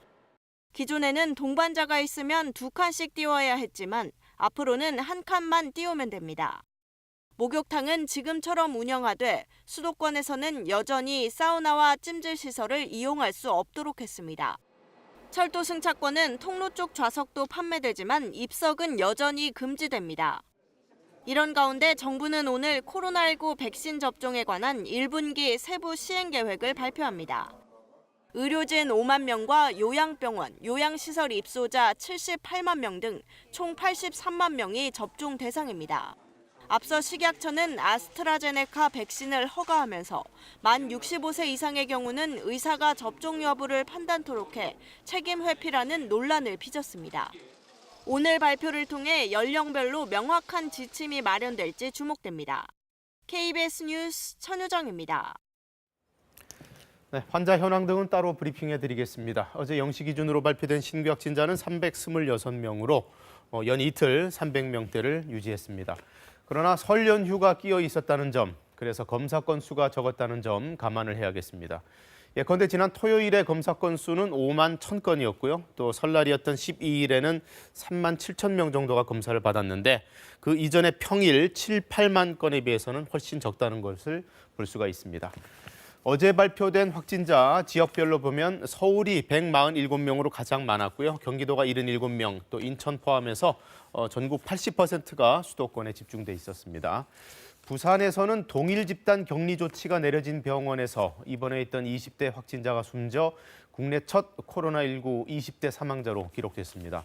방역당국과 부산시는 이 청년이 평소 다른 기저질환으로 장기간 입원해 있다가 코로나19에 걸리면서 최종적으로는 급성 폐렴으로 전이돼서 숨진 걸로 보고 있습니다. 어제 기준으로 감염 재생산 지수가 전국적으로 1에 근접하고 있습니다. 특히 수도권은 2주 연속으로 1을 아예 넘어섰는데요. 재확산의 위험성을 경고하는 대목입니다. 감염 재생산 지수라는 건 확진자 한 명이 몇 명을 더 감염시키는지를 보여주는 지표죠. 이렇게 1이 넘는다는 것은 그 자체로 확산 추세임을 보여줍니다. 그러니 수도권 주민들은 여전히 높은 주의가 필요하겠습니다. 방역당국은 특히 이번 주 같은 경우에는 설 연휴라든가 다중이용시설의 운영 확대 여파가 미칠 수 있다면서 아직은 방역 수칙을 더 철저히 지켜달라고 요청했습니다. 수도권에서는 그동안 임시 선별진료소를 찾아가면 비실명으로도 검사를 받을 수 있었습니다. 오늘부터는 안 되죠. 달라지는 점들 지영철 기자의 보도로 보시죠. 서울 순천향대병원 관련 확진자는 사흘새 모두 56명으로 늘었습니다. 환자 28명, 직원 등 종사자 8명, 보호자 8명과 간병인 12명입니다. 직원 2천여 명과 환자, 보호자, 간병인들에 대한 전수조사가 계속되고 있습니다. 서울 순천향대병원 직원이 확진 판정을 받기 전 접촉한 광주광역시 종합병원 의료진 2명도 확진 판정을 받았습니다. 이외에도 서울 구로구 체육시설 관련 확진자는 25명으로 늘었고 용산구 지인 모임 관련 확진자는 모두 62명입니다. 성동구 한양대병원 관련 확진자도 100명을 넘겨 모두 101명이 됐습니다. 변이 바이러스도 6건이 더 확인돼 모두 94건이 됐습니다. 모두 영국 변이 바이러스로 내국인 6명이 감염된 건데 5건은 검역 단계에서 확인됐습니다. 하지만 한 건은 격리 면제자로 입국 후 진단검사에서 확인됐습니다. 꼭 필요한 경우에 한해서만 격리 면제서를 발급하는 쪽으로 제도를 바꾸어 운영하고 있습니다. 이러한 국가들은 점점 증가하고 있어서 저희도 매주마다 각 국가들의 위험들을 평가하면서 외국인들이 사회적 거리 두기와 같은 방역 수칙을 제대로 숙지 못할 수 있어 이들을 고용하고 있는 사업장과 밀집 시설에 대한 점검도 강화됩니다. 노숙인들과 쪽방 거주자들에 대한 선제 검사에서는 지금까지 114명이 확진됐습니다. 수도권 내 숨음 감염자를 찾기 위해 마련된 임시 선별 검사소에서는 하루 새 30명의 확진자가 확인됐습니다. 이곳은 확진자 발생 시 신속 대응을 위해 오늘부터 이름과 생년월일, 연락처 등을 수집하는 실명 검사로 전환됩니다. KBS 뉴스 지형철입니다. 영업시간을 밤 10시까지 제한한 조치에 항의하며 일부 유흥업장이 개점 시위를 벌였습니다. 오늘 새벽 5시부터 서울 서초구와 용산구 등에 있는 클럽 등은 문을 열고 영업을 시작했습니다. 앞서 한국유흥음식업중앙회 측은 업종별로 손님 이용 시간이 다르다면서 일부 업소 같은 경우는 8시에 문을 열 경우 간판을 켜자마자 꺼야 하는 상황이라고 항의했습니다. 중앙회 측은 오늘 오후 2시에 국회 앞에서도 기자회견을 열어서 업종별 영업 제한 시간 차별화 등을 요구할 예정입니다. 4차 재난지원금도 점점 가시화되고 있습니다. 다음 달 중에 지급이 될 것으로 보이는데 전 국민 대상은 아니고 선별 지원으로 굳어지는 분위기입니다. 개현우 기자가 보도합니다. 민주당은 4차 재난지원금과 관련해 맞춤형 피해 지원부터 추진하겠다고 밝혔습니다. 정부의 방역조치 장기화로 손실을 보는 자영업자와 소상공인 피해 지원이 무엇보다 시급하다고 본 겁니다. 3차 대유행의 기간이 길어짐으로써 고통이 크고 길어지고 있기 때문에 대신 사각지대를 없애고 피해 계층 지원을 더 넓고 두텁게 하기로 했습니다. 넓게는 제도의 사각지대를 최소화하자는 것입니다. 두텁게는 현장의 고통에 근접하게 경기 진작을 위해 4차 지원에 함께 논의하겠다던 전국민 지원은 일단 코로나 진정 이유로 유보했습니다. 현재의 코로나 상황이 빨리 잡히지 않을 것 같다는 방역당국 예상과 한정된 재원이 변수였습니다. 4차 지원금 규모는 9조 원대였던 지난 3차 지원보다는 많을 것으로 보입니다. 변수는 코로나 손실에 대한 지원을 위로금과 보상의 사이에서 어느 정도로 결정하냐에 달려 있습니다. 또 손실보상제 도입까지의 공백 기간도 감안해야 합니다. 따라서 정부의 재정 지출을 조정하더라도 추가 국채 발행이 불가피해 보입니다. 이번에는 상당히 규모가 커야 된다고 봅니다. 좀 더 적극적이고 과감하게 결단해야 된다고 저는 생각합니다. 전국민 지원 여부를 두고 보이던 당정 이견이 우선 맞춤형 지원으로 좁혀지면서 추경 편성은 속도를 낼 것으로 보입니다. 민주당은 3월 초에 국회가 추경안을 통과시키고 3월 말부터는 4차 재난지원금이 지급되는 것을 목표로 하고 있습니다. KBS 뉴스 개현우입니다. 동일본 대지진의 악몽 10년 만에 또다시 규모 7.3의 강진이 발생한 일본 후쿠시마에선 여진이 계속되고 있습니다. 어제도 규모 5.2의 지진이 일어났는데요. 150여 명이 다치고 원전의 방사성 물질이 일부 유출되기도 했습니다. 후쿠시마 현지에서 박원기 특파원이 보도합니다. 자동차가 달리는 도로 가로등이 크게 휘청이고 5m 높이에서 떨어진 돌탑의 꼭대기 부분은 주차된 차량을 덮칩니다. 차량은 크게 파손됐지만 다행히 다친 사람은 없었습니다. 자동차보다 큰 돌덩이는 도로 한복판으로 굴러 내려왔고 산사태로 흘러내린 많은 양의 토사는 자동차 경주장을 뒤덮었습니다. 대형 간판은 물론이고 건물 내부 천장 등이 속절없이 무너져 내렸습니다. 大丈夫でしたか? いや、大丈夫じゃない。もうめちゃくちゃ。調理場も皿全部終わり。みんな割れて。 10년 전 동일본 대지진에 피해를 키웠던 쓰나미, 즉 지진의 일은 발생하지 않았지만 지금까지 150여 명이 다치고 90여만 가구가 정전 피해를 봤습니다. 고속철도 신칸센은 철로의 전신주가 휘어 정상화에 열흘 안팎이 걸릴 것으로 예상됐습니다. 후쿠시마 원전에선 사용 후 해결료 보관 수조의 물이 유출되기도 했습니다. 일본 정부는 그러나 물에 포함된 방사성 물질 유출량이 적어 문제될 게 없다고 밝혔습니다. 일본 기상청은 이번 지진을 2011년 3월 동일본 대지진의 여진으로 판단하고 앞으로 일주일간 비슷한 규모의 여진이 있을 걸로 내다봤습니다. 실제로 어제 후쿠시마 앞바다에선 또다시 규모 5.2의 지진이 발생했습니다. 18,000명의 인명피해를 냈던 동일본 대지진의 악몽이 일본 열도를 엄습하고 있습니다. 일본 후쿠시마에서 KBS 뉴스 박원기입니다. 쿠데타 항의 시위가 이어진 미얀마에서는 군부가 한밤중에 시위 관련 인사를 체포하는 일도 잇따랐습니다. 경찰이 군이 동원될 수 있다고 예고한 가운데 최대 도시 양곤에 장갑차가 진입했습니다. 방콕에서 김원장 특파원이 전해왔습니다. 어젯밤 미얀마 북부 미찌나 지역에서 10여 발의 총격 소리가 이어졌습니다. 경찰이 시민들을 해산시키는 과정에서 발포한 것으로 보입니다. 한밤중에 시위 관련 인사에 대한 체포도 계속되고 있습니다. 군부는 주로 밤에 정치인과 시위 참여 공무원 그리고 기자들을 잇따라 체포하고 있습니다. 이웃 시민들이 체포 사실을 알리기 위해 요란하게 냄비 등을 두드리고 체포된 시민을 실은 차가 인파를 뚫고 달아납니다. 여기에 지난 12일 군정이 갑자기 사면한 양곤 교도소 죄수 2만 3천여 명이 풀려나면서 연일 극도로 불안한 밤이 계속되고 있습니다. 사흘간의 대규모 반쿠데타 시위가 끝난 어제 양곤에서는 시의회 건물에 장갑차가 들어가는 모습도 확인됐습니다. 오늘 새벽부터는 경찰이 시민의 안정을 위해 군이 투입될 것이라는 방송을 하고 있습니다.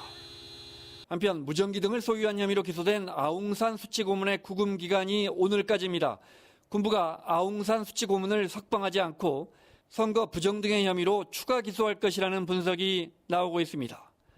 주 미얀마 한국대사관은 우리 교민들의 외출 제재와 함께 만일의 사태에 대비해 비상 연락망을 유지해 줄 것을 당부했습니다.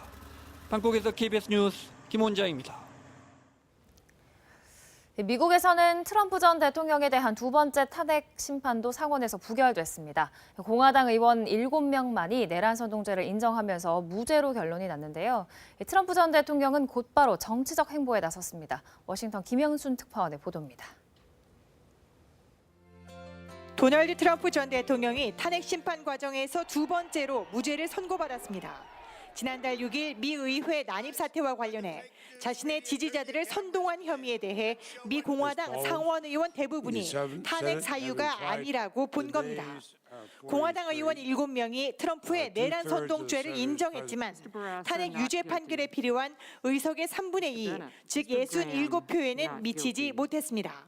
What we saw in that Senate today was a cowardly group of Republicans who apparently have no options because they were afraid to defend their job, respect the institution in which they served. 트럼프 전 대통령은 성명을 내고 미국을 다시 위대하게 만들자는 자신의 목표는 이제 막 시작됐다고 밝혔습니다. 당장 내년에 예정된 미 하원 중간 선거에서부터 영향력을 행사하겠다고 나섰습니다. He's excited about 2022. He's mad at some folks, but I understand that. My goal is to win in 2022 to stop the most radical agenda I've seen coming out of the Democratic presidency of Joe Biden. We can't do that without Donald Trump. 그러나 트럼프가 가는 길이 순탄치만은 않을 전망입니다. 탄핵은 실패했지만 민주당이 트럼프 전 대통령의 공직 재출마를 막는 표결을 고민하고 있고 뉴욕과 조지아주 등지에선 트럼프의 불법 부동산 거래 의혹과 선거 개입을 둘러싼 직권 남용 혐의 등에 대해 검찰 수사가 진행되고 있기 때문입니다. 워싱턴에서 KBS 뉴스 김양순입니다. 세월호 참사 당시 구조 지휘 임무를 다하지 않아 400여 명의 사상자를 낸 혐의로 기소된 김석균 전 해경청장 등 해경 지휘부에 대한 1심 판결이 오늘 선고됩니다. 서울중앙지법 형사합의 22부는 업무상 과실치사상 혐의로 기소된 김 전 청장 등 전 해경지휘부 11명에 대한 선고 공판을 오늘 오후 2시부터 진행합니다. 검찰 세월호 참사 특별수사단이 이들을 불구속 기소한 지 1년 만입니다. 앞서 지난달 열린 결심 공판에서 검찰은 김 전 청장에게 법정 최고형인 금고 5년을 구형했습니다. 코로나19 때문에 북한이 지난해 중국과의 국경을 봉쇄하면서 접경 지역들의 풍경도 예전과는 많이 달라졌습니다. 북한은 특별 경계령까지 내려 국경 단속을 강화하고 전력난에도 불구하고 접경 지역의 댐 발전까지 줄이고 있습니다. 보도에 오세균 특파원입니다. 단둥 시내에서 80km 정도 떨어진 수풍댐입니다.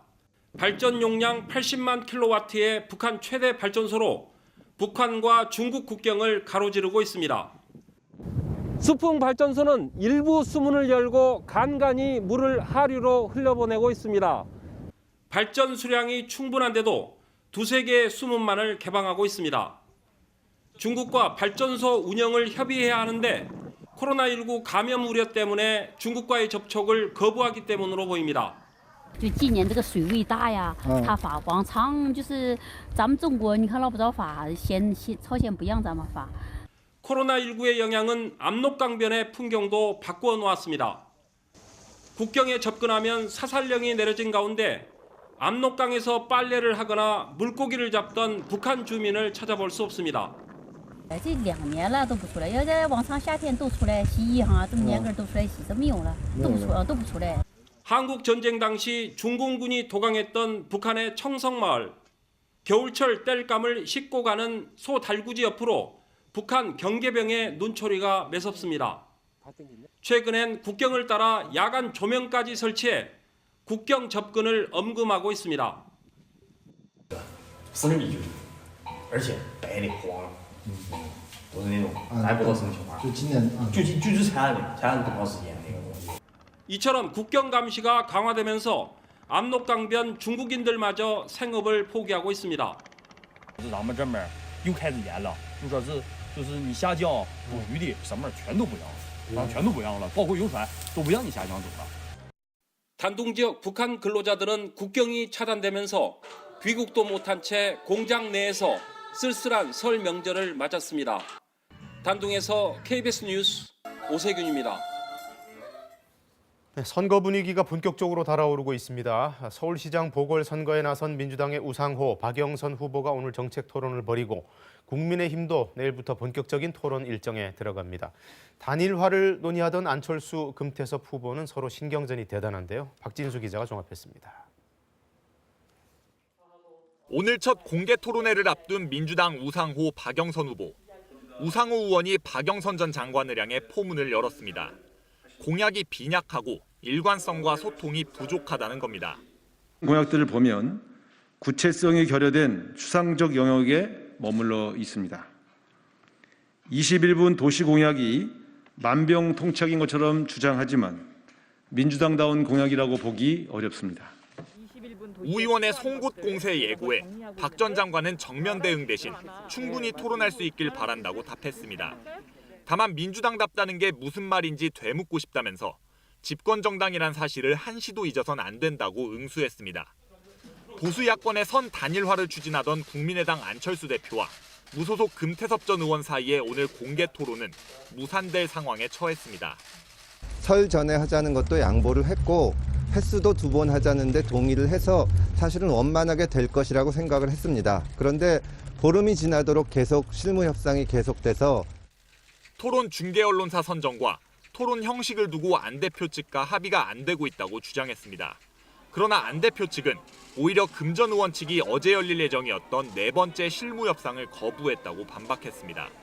방송사 선정과 TV 토론의 형식은 어느 한쪽의 일방적인 주장이나 고집으로 이루어질 수 없는 사안입니다. 그런 만큼 양측의 조속한 실무 논의 재개를 통해 그 차이점을 극복해 나가야 된다고 생각합니다. 국민의힘은 내일 오세훈, 조은희, 오신환, 나경원 후보의 1대1 토론을 시작으로 본격적인 후보 토론 일정에 들어갑니다. KBS 뉴스 박진수입니다. 월요일 출근길 곳곳에 비가 내리는 가운데 공기도 여전히 탁합니다. 낮부터는 찬바람이 미세먼지를 밀어내지만 날이 추워질 텐데요. 기상센터를 다시 연결해보죠. 배지캐스터 우선 비 상황부터 알려주실까요? 네, 1시간 전보다 비가 내리는 지역은 줄어들었지만 지금 여전히 강원 지역과 충북 지역, 그리고 호남 일부 지역과 경기 북부 지역을 중심으로는 약하게 비가 내리고 있습니다. 오늘 오전까지는 5mm 미만의 비가 살짝 조금 더 내릴 것으로 예상되고요. 강원 산지와 울릉도, 독도에는 1에서 3cm 정도의 눈이 내려 쌓이겠습니다. 비구름 뒤로는 찬바람이 불어오면서 날이 추워지겠습니다. 오늘 한낮에 서울 기온 3도에 머물면서 아침보다 기온이 조금 더 떨어지겠고요. 어제보다는 무려 10도가량 기온이 뚝 떨어지겠습니다. 나가실 때 따뜻하게 챙겨 입으셔야겠습니다. 내일은 서울의 아침 기온이 영하 6도, 수요일에는 영하 10도까지 곤두박질 치겠습니다. 지금 공기가 탁합니다. 하지만 오후부터는 찬바람이 불어오면서 점차 대기 확산이 원활해지겠습니다. 영남 지역을 중심으로는 안개가 짙게 끼어 있는데요. 가시거리가 500m 안팎에 머물러 있는 만큼 앞차와의 간격 넉넉하게 두셔야겠습니다. 해안 지역으로는 바람이 강하게 불면서 오늘 강풍주의보가 내려질 가능성이 있습니다. 한낮에는 서울이 3도, 강릉 10도, 대전 6도, 광주 7도 예상되고요. 낮 기온 자체가 어제보다 10도가량 낮겠습니다. 바다의 물결은 모든 해상에서 높게 일겠고요. 서해상에는 풍랑주의보가, 제주 해상에도 풍랑주의보가 발효 중입니다. 내일은 전국 곳곳에 비나 눈이 내리겠습니다. 날씨 전해드렸습니다. 설 연휴에도 일을 하러 나갔던 노동자가 또 목숨을 잃었습니다. 인천의 한 폐수처리 시설에서 일하던 40대 남성이 유독가스 질식으로 숨졌고 함께 일하던 다른 한 명도 중태에 빠졌습니다. 김채린 기자의 보도입니다.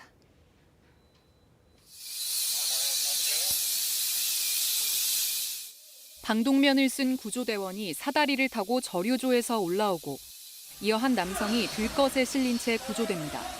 그제 오후 4시쯤 도금업체 등이 입주한 인천의 한 건물 폐수처리 시설에서 40대 남성 2명이 의식을 잃고 쓰러졌다는 신고가 접수됐습니다. 폐수를 처리하는 저류조에서 침전물을 제거하던 중 유독가스에 노출돼 질식된 겁니다. 두 사람은 영세 준설업체를 운영하는 개인 사업자들인 것으로 전해졌습니다.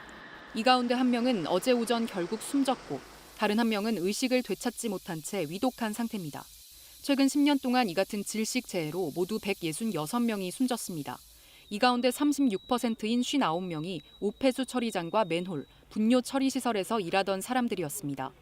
고용노동부는 작업 전 산소와 유해가스 농도 측정과 환기만 잘하더라도 예방할 수 있는 재해라고 설명하고 있지만 관련 사고는 매년 끊이지 않고 있습니다.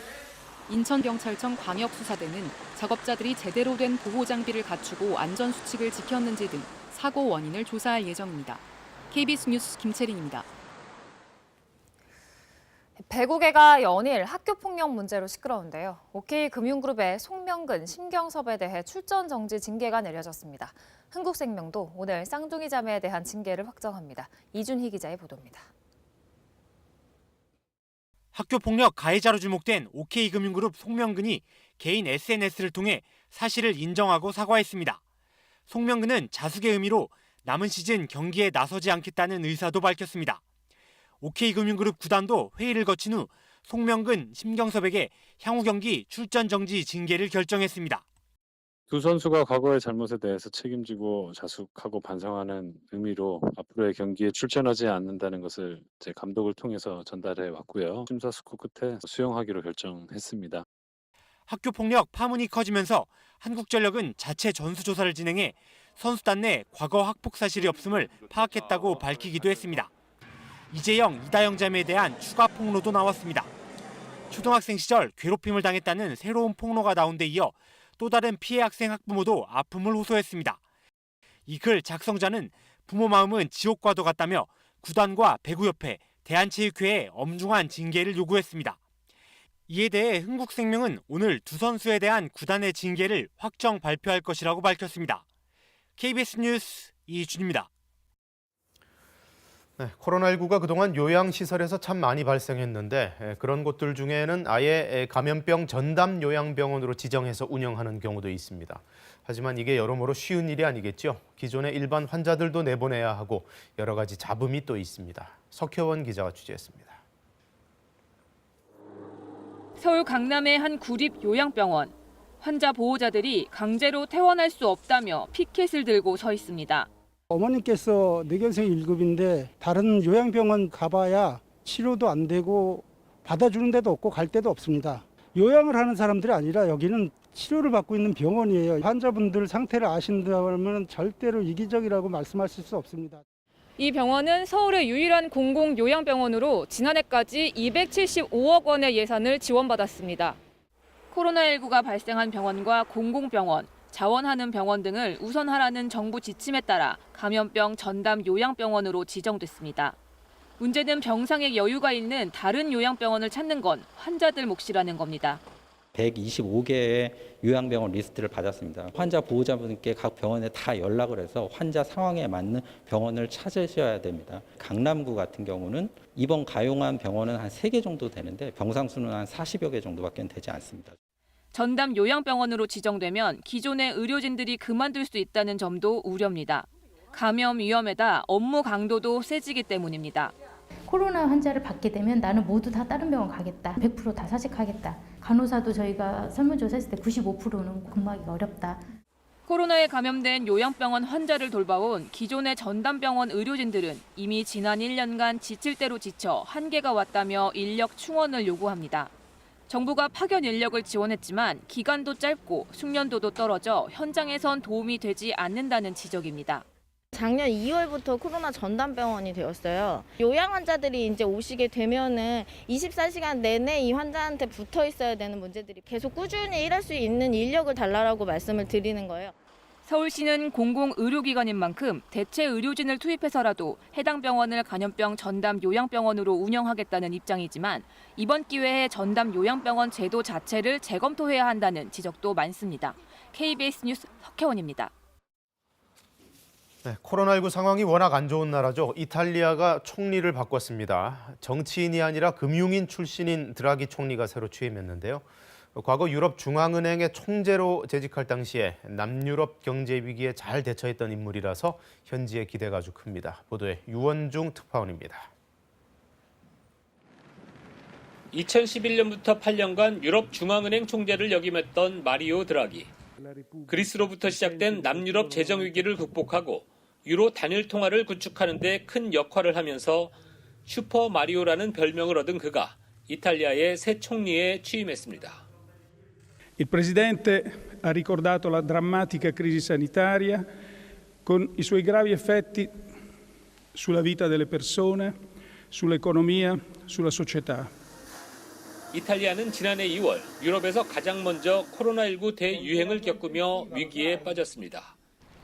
코로나 봉쇄와 관광 수입 악화, 2차 세계대전 이후 최악인 마이너스 8.8% 성장률을 기록한 이탈리아는 연합정부가 무너지면서 전임 콘테 총리가 사임했습니다. 세르조 마타렐라 대통령이 이탈리아 중앙은행 총재와 골드만삭스 부회장 등을 역임한 드라기를 총리로 지명한 배경입니다. 주요 정당들이 이미 드라기 총리 지명을 지지하고 있어 오는 17일과 18일에 있을 이탈리아 상하원의 신임 투표도 무난히 통과될 것으로 보입니다. EU는 드라기 총리를 환영했습니다. 코로나19로 인한 경제난을 공적 자금으로 버티고 있는 EU가 금융 전문가 드라기 총리의 합류에 큰 기대감을 나타내는 것입니다. 파리에서 KBS 뉴스 유원중입니다. 러시아 모스크바에 59cm의 기록적인 폭설이 쏟아졌습니다. 도심 교통이 정체되고 항공기 운항에도 차질이 빚어졌습니다. 모스크바 김준호 특파원의 보도입니다. 모스크바 도심이 눈으로 뒤덮였습니다. 주차된 차량이 눈에 파묻혀 잘 보이지 않을 정도입니다. 눈 덮인 도로를 차량들이 서행하며 지나갑니다. 연이어 달리는 제설 차량들이 도로 위의 눈을 바깥으로 밀어냅니다. 이렇게 도로변에 쌓인 눈은 다시 트럭으로 옮겨집니다. 모스크바에는 지난 12일부터 어제까지 폭설이 이어졌습니다. 어제 모스크바의 적설량은 59cm로 최고 기록인 60cm에 1cm 모자라 역대 2위를 기록했습니다. 강설량 기준으로는 그제 하루 17.6mm를 기록해 1879년 러시아에서 기상 관측이 시작된 이래 모스크바의 하루 강설량으론 최대 기록이라고 현지 언론은 전했습니다. 며칠 새 폭설이 내리면서 도심 차량 정체가 빚어졌고 항공기 결항이 이어지면서 이용객들이 불편을 겪었습니다. Тяжело пробираться очень, а так, наконец-то в Москве зима настоящая наступила, хоть немножко и поздно. 모스크바시 당국은 14,000여 대의 제설 차량과 7만여 명의 인력을 동원해 제설 작업에 나섰지만 눈을 모두 치우는 데는 5일가량이 소요될 것이라고 밝혔습니다. 한편 폭설이 내린 가운데서도 모스크바와 상트페테르부르크에선 수감된 야권운동가 나발리 등 정치범에 대한 연대를 표시하는 여성들의 시위가 수백 명이 참가한 가운데 열렸습니다. 모스크바에서 KBS 뉴스 김준호입니다. 코로나19 이후에 대출 같은 은행 업무도 많이 비대면으로 전환됐죠. 한 은행이 청각 장애인은 직접 방문해야 한다며 비대면 신청을 거절했는데요. 법원이 이를 장애인에 대한 차별이라 보고 손해배상을 하라고 판결했습니다. 백인성 기자입니다. 중증 청각 장애인 A씨는 2019년 한 수도권 저축은행에 대출 광고를 받습니다. 영업점 방문 없이 빠르게 대출 신청이 가능하다는 내용이었습니다. A씨는 청각 장애인의 의사소통을 돕는 손말이음센터에 도움을 요청했고 수화통역사와 함께 전화로 생활비 대출을 신청했습니다. 하지만 은행은 지점을 직접 방문해 본인 확인을 거치라고 요구했습니다. 청각 장애인은 전화상으로는 대출이 어렵다는 이유였습니다. 이에 A씨는 비대면으로 본인 확인과 대출 심사를 할 수 있는데도 직접 방문하라는 건 차별이라며 소송을 냈습니다. 장애인 차별금지법은 각종 금융상품과 서비스 제공에서 정당한 사유 없이 장애인을 거부해서는 안 된다고 규정하고 있습니다. 재판 과정에서 은행 측은 손말이음센터 상담원을 통해서는 본인 인증이 어려워 대출이 불가능하다고 주장했지만 법원은 A씨 손을 들어줬습니다. 재판부는 은행의 대출 거절은 장애를 사유로 유선으로 제공 가능한 대출 서비스의 제공을 제한한 것이라고 판단했습니다. 휴대폰 인증이나 공인 인증번호를 누르는 형태로 손말이음센터 상담원을 통해서도 본인 인증이 가능했다며 은행 측 거절에 정당한 이유가 없다는 겁니다. 금융기관이 비대면 대출 서비스에서 청각 장애인에게 청각 장애를 사유로 직접 지점 방문을 요구하며 대출 진행을 거절한 행위는 차별 행위에 해당한다는 법원은 은행이 장애인 차별금지법을 위반해 손해배상 책임이 있다며 A씨에게 위자료 30만 원을 주라고 판결했습니다. KBS 뉴스 백인성입니다. 지풀공예 뭔지 아시죠? 볏짚으로 신이며 명석, 바구니까지 만들어 쓰는 전통 수천 년 농경사회 유산이라고 할 수 있는데요. 한때는 체험 프로그램으로 크게 주목을 받았었는데 요즘은 그 명맥을 이어가기가 쉽지 않다고 합니다. 선재희 기자의 보도입니다. 지리산 아래 부절마을. 진상미를 올릴 정도로 논이 비옥했던 곳이라 지풀공예의 전통도 오래되었습니다. 평생 농산일을 해온 투박한 손, 집일을 하는 손놀림은 재빠르고도 섬세합니다. 새끼를 꼬고 멍석을 짜고 좀 성긴 것은 망택입니다. 요거 집일은 제가 지금 12살 먹어서부터 가마일을 땄으니까 80시방제들인께로 한 70년 했다고 봐야죠. 가마니 작업은 2인 1조로 팀워크가 생명입니다. 이거 내가 한 50년 넘고 20살 안짝에 있을 때 한 해 6천만 원의 소득을 올릴 정도로 지풀공예품이 인기가 많았지만 이젠 일거리가 그닥 많지 않습니다. 상은 다 전부 다 휩쓸었지. 대상 막 원장 상 전부 다 갖다 상 따기다 굉장히 많이 있어요. 장인을 할 만한데 그냥 돌아가시고. 1996년 문을 연 가평의 지풀공예 체험 시설입니다. 손으로 하는 작업인데다 나름대로의 규칙이 있어 몰입의 기쁨을 누릴 수 있습니다. 위아래 상하 좌우, 그다음에 높낮이, 그다음에 이 오른쪽으로 꼬는 거, 왼쪽으로 꼬는 거 그런 걸 다 맞춰서 해야지 그렇지 않으면 막 삐뚤삐뚤 막 되기 때문에 한때는 가족끼리 체험 학습 겸 꽤 많이 찾아와 1시간 안에 뚝딱 만들어낼 수 있는 생활 소품들을 주로 개발하기도 했습니다. 하지만 관심이 시들해지다 코로나19 이후엔 발길이 뚝 끊겼습니다. 그나마 정부에서 하는 일자리 지원 사업 대상으로 선정돼 10여 명이 집일을 하고 있지만 판로도 딱히 불분명합니다. 가격 제시를 하면 계산 전혀 하지 않고 오직 한마디로 비싸다고 하는 그런 말만 던지고 가버리는 거예요. 그렇다면 너무 안타까운 거예요. 수천 년 농경 사회의 귀중한 유산인 지풀공예. 조상의 지혜가 무관심 속에 영영 사라지지 않도록 다양한 활용 방안이 필요합니다. KBS 뉴스 선재입니다.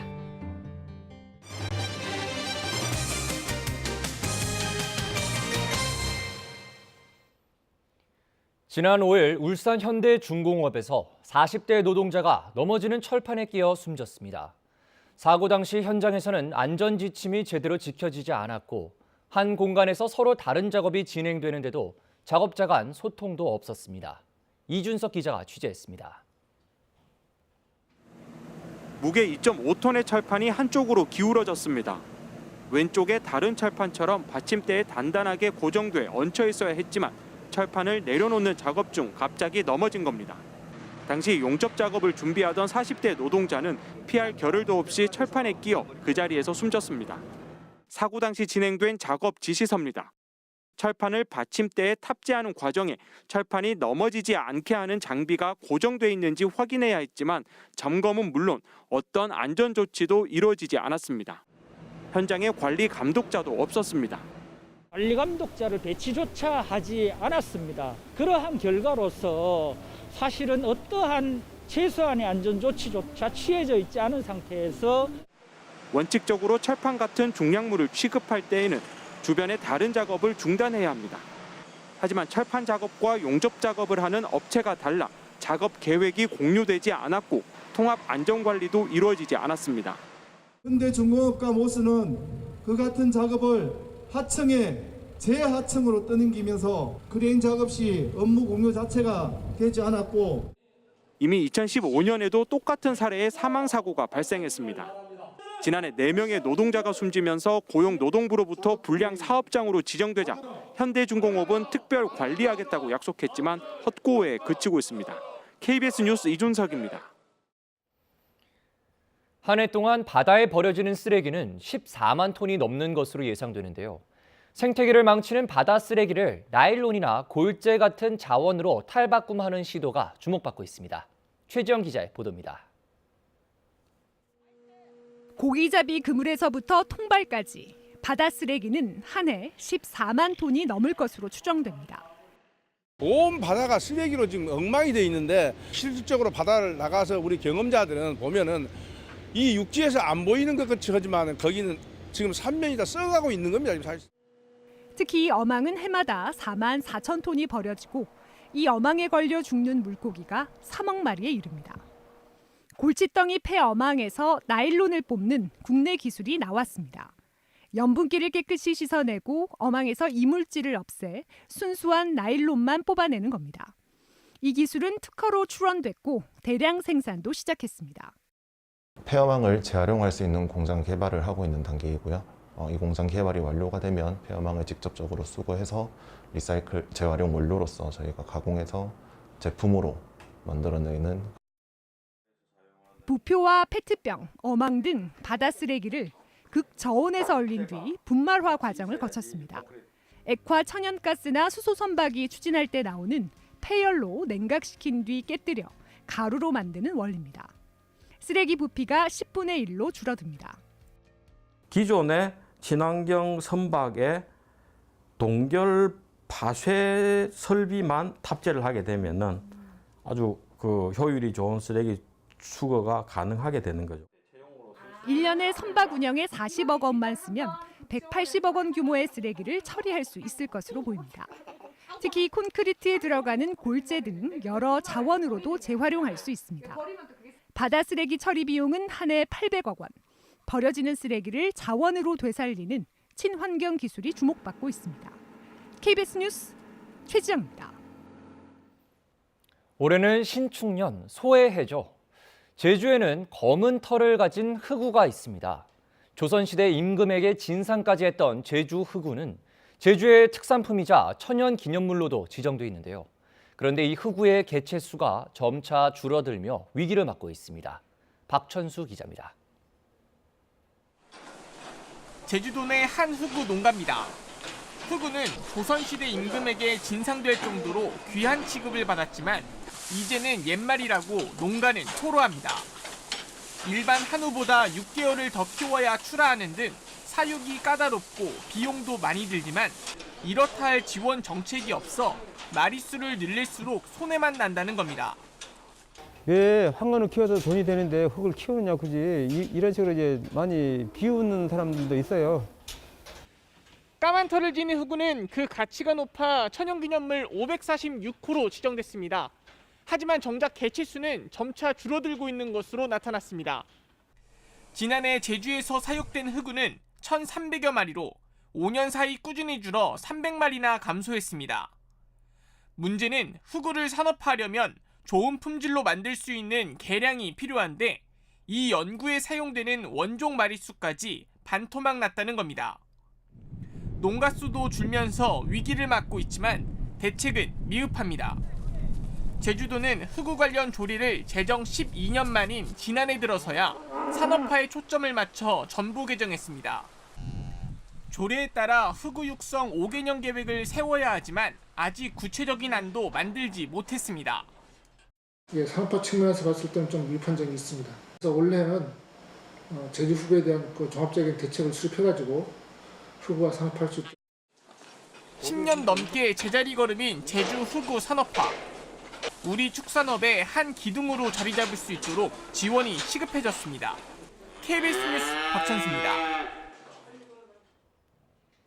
20년 전 일본 도쿄의 한 전철역에서 선로에 떨어진 일본인을 구하려다가 숨진 한국인 유학생 이수현 씨를 기리는 평전이 나왔습니다. 또 안중근의 옥중 자서전을 비판적으로 비교 검토한 새로운 책도 독자들을 만납니다. 신간 소식 김석 기자가 전해드립니다. 선로에 떨어진 일본인을 구하려 몸을 던진 한국인 유학생. 아름다운 청년 이수연 씨가 세상을 떠나고 어느덧 20년이 흘렀지만 차가운 어둠을 몰아내는 한 줄기 햇살처럼 고인의 이름은 지금도 많은 이의 기억 속에 남아 있습니다. 청년 이수연이 이 땅에 살다 간 26해를 생전에 밴드 활동을 함께하며 인연을 맺은 친구가 담담하게 써냈습니다. 차별과 혐오가 넘치는 시대. 그래서 꿈 많았고 건강했으며 늘 당당하고자 했던 고인의 삶이 더 큰 울림으로 다가옵니다. 1919년 10월 26일 하얼빈 역을 뒤흔든 세 발의 총성. 조국을 위해 총을 든 31살 청년 안중근. 이토 히로부미를 저격하고 여순 감옥에 갇혀 있는 동안 안중근은 자서전을 씁니다. 지금까지 나온 필사본과 영인본, 출판본을 글자 하나하나까지 살펴 비판적으로 검토해 완성한 안중근의 옥중 자서전입니다. 약한 것으로 강한 것을 제거하고 인으로 악에 대적하라. 안중근의 정신은 시대의 간극을 넘어 여전히 유효하고 또 절실합니다. 대기업에 근무하다 정년을 맞은 주인공이 뇌출혈로 쓰러져 의식을 잃은 동안 겪게 되는 꿈도 실제도 아닌 기이한 여행을 통해 평범한 생의 위대함을 성찰합니다. 조선왕조실록부터 열하일기까지 옛 기록에서 찾아낸 팔도강산 각양각색 괴물들의 면면을 흥미롭게 소개합니다. 프리다 칼로, 조지아 오키프, 정찬영, 캐테 콜비츠, 그리고 정강자. 남성이 아니어서 또는 아내이자 엄마로서 겪어야 했던 더 큰 어려움 속에서도 자기 예술을 만들고 성취해간 여성 예술인들의 이야기입니다. KBS 뉴스 김석입니다. 이 시각 출근길 교통 상황 알아보겠습니다. 서울경찰청입니다. 안녕하십니까. 월요일 아침 교통정보입니다. 서울도심 간밤에 내린 비가 적은 양이지만 도로에 수막이 형성돼 있기 때문에 급제동 시 생각보다 미끄럽습니다. 반드시 감속운전, 안전운전 하시기 바랍니다. 강변북로 구리 방향 행주대교 이전부터 한남대교 부근까지 정체며 반대 일산 방향 잠실대교에서 한남대교 사이 더딘 운행되고 있습니다. 도봉로 삼양동 입구 사거리에서 미아 사거리 사이 지체와 서행이지만 평소보단 비교적 덜 힘겨운 편이며 언주로 도심 쪽 내곡나들목에서 구룡터널 부근까지 평균 속도 20-30km 내외 정도로 밀리고 있습니다. 국회대로 실월나들목에서 영등포구청 사거리 부근까지 밀렸다 풀렸다를 반복하고 있으며 왕산로 신설동 사거리에서 동묘역 사거리 사이 정체 행렬이 점점 늘어나고 있는 모습입니다. 증산로 월드컵 경기장 방향 증산역 부근에서도 신호대기 행렬이 제법 빠르게 늘고 있습니다.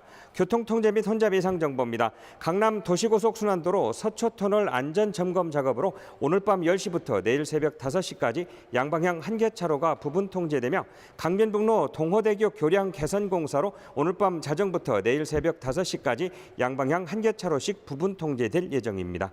교통정보였습니다.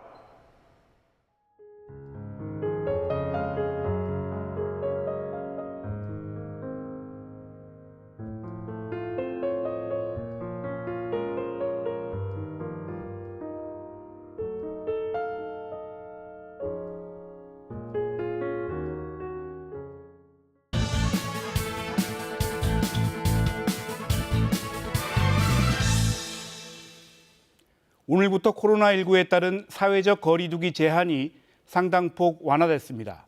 수도권은 2.5단계에서 2단계로, 비수도권은 2단계에서 1.5단계로 하향 조정됐습니다. 지난해 12월 8일 이후 2달여 만의 조치입니다. 무엇보다 주간 하루 평균 확진자 수가 300명대까지 감소한 점이 반영됐습니다. 여기에 영업 제한 장기화로 자영업, 소상공인의 상황이 한계에 다다른 점이 크게 작용했습니다. 가장 큰 특징은 밤 9시로 묶였던 수도권의 식당과 카페, 실내 체육시설, 노래 연습장의 영업시간이 밤 10시까지 연장된 점입니다. 영화관과 PC방, 학원, 독서실은 운영시간 제한이 해제됐습니다. 3개월간 문을 닫아야 했던 유흥시설 4만여 곳도 밤 10시까지 영업이 허용됐습니다. 영업시간 제한이 풀리거나 완화된 곳은 전국적으로 약 150만 곳에 이릅니다. 하지만 핵심 조치 중 하나였던 5인 이상 사적 모임 금지는 그대로 유지됐습니다. 지금의 3차 대유행을 차단하는 데 가장 효과적이었다는 전문가들의 평가, 그리고 이를 풀기에는 현재의 감염 상황이 만만치 않다는 판단 때문입니다. 무엇보다 가족, 지인 간 모임을 통한 일상 감염을 차단해야 한다는 방역당국의 고심이 반영됐습니다. 정부는 이번 거리두기 조정이 영업장의 문을 닫게 하는 방역에서 실천하고 참여하는 방역으로 전환한 것이라고 설명하고 있습니다. 그만큼 개별 업주들이 현장에서 감당해야 할 몫이 커졌고 책임의식이 중요해졌다는 의미입니다. 이번 조치를 두고 걱정 어린 시각도 적지 않습니다. 3차 대유행의 불씨가 여전히 살아있고 백신 접종까지 앞둔 상황에서 자칫 잘못된 신호를 줄 수 있다는 우려입니다.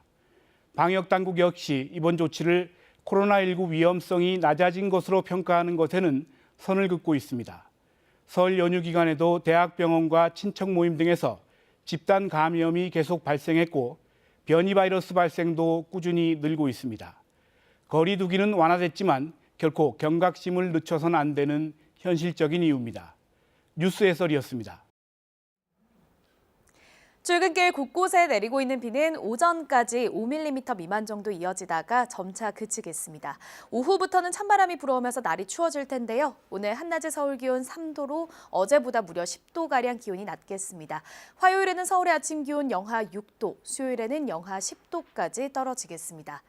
지금 공기가 탁한데요. 오후에는 찬바람이 먼지를 밀어내면서 점차 해소되겠습니다. 날씨 정보 전해드렸습니다.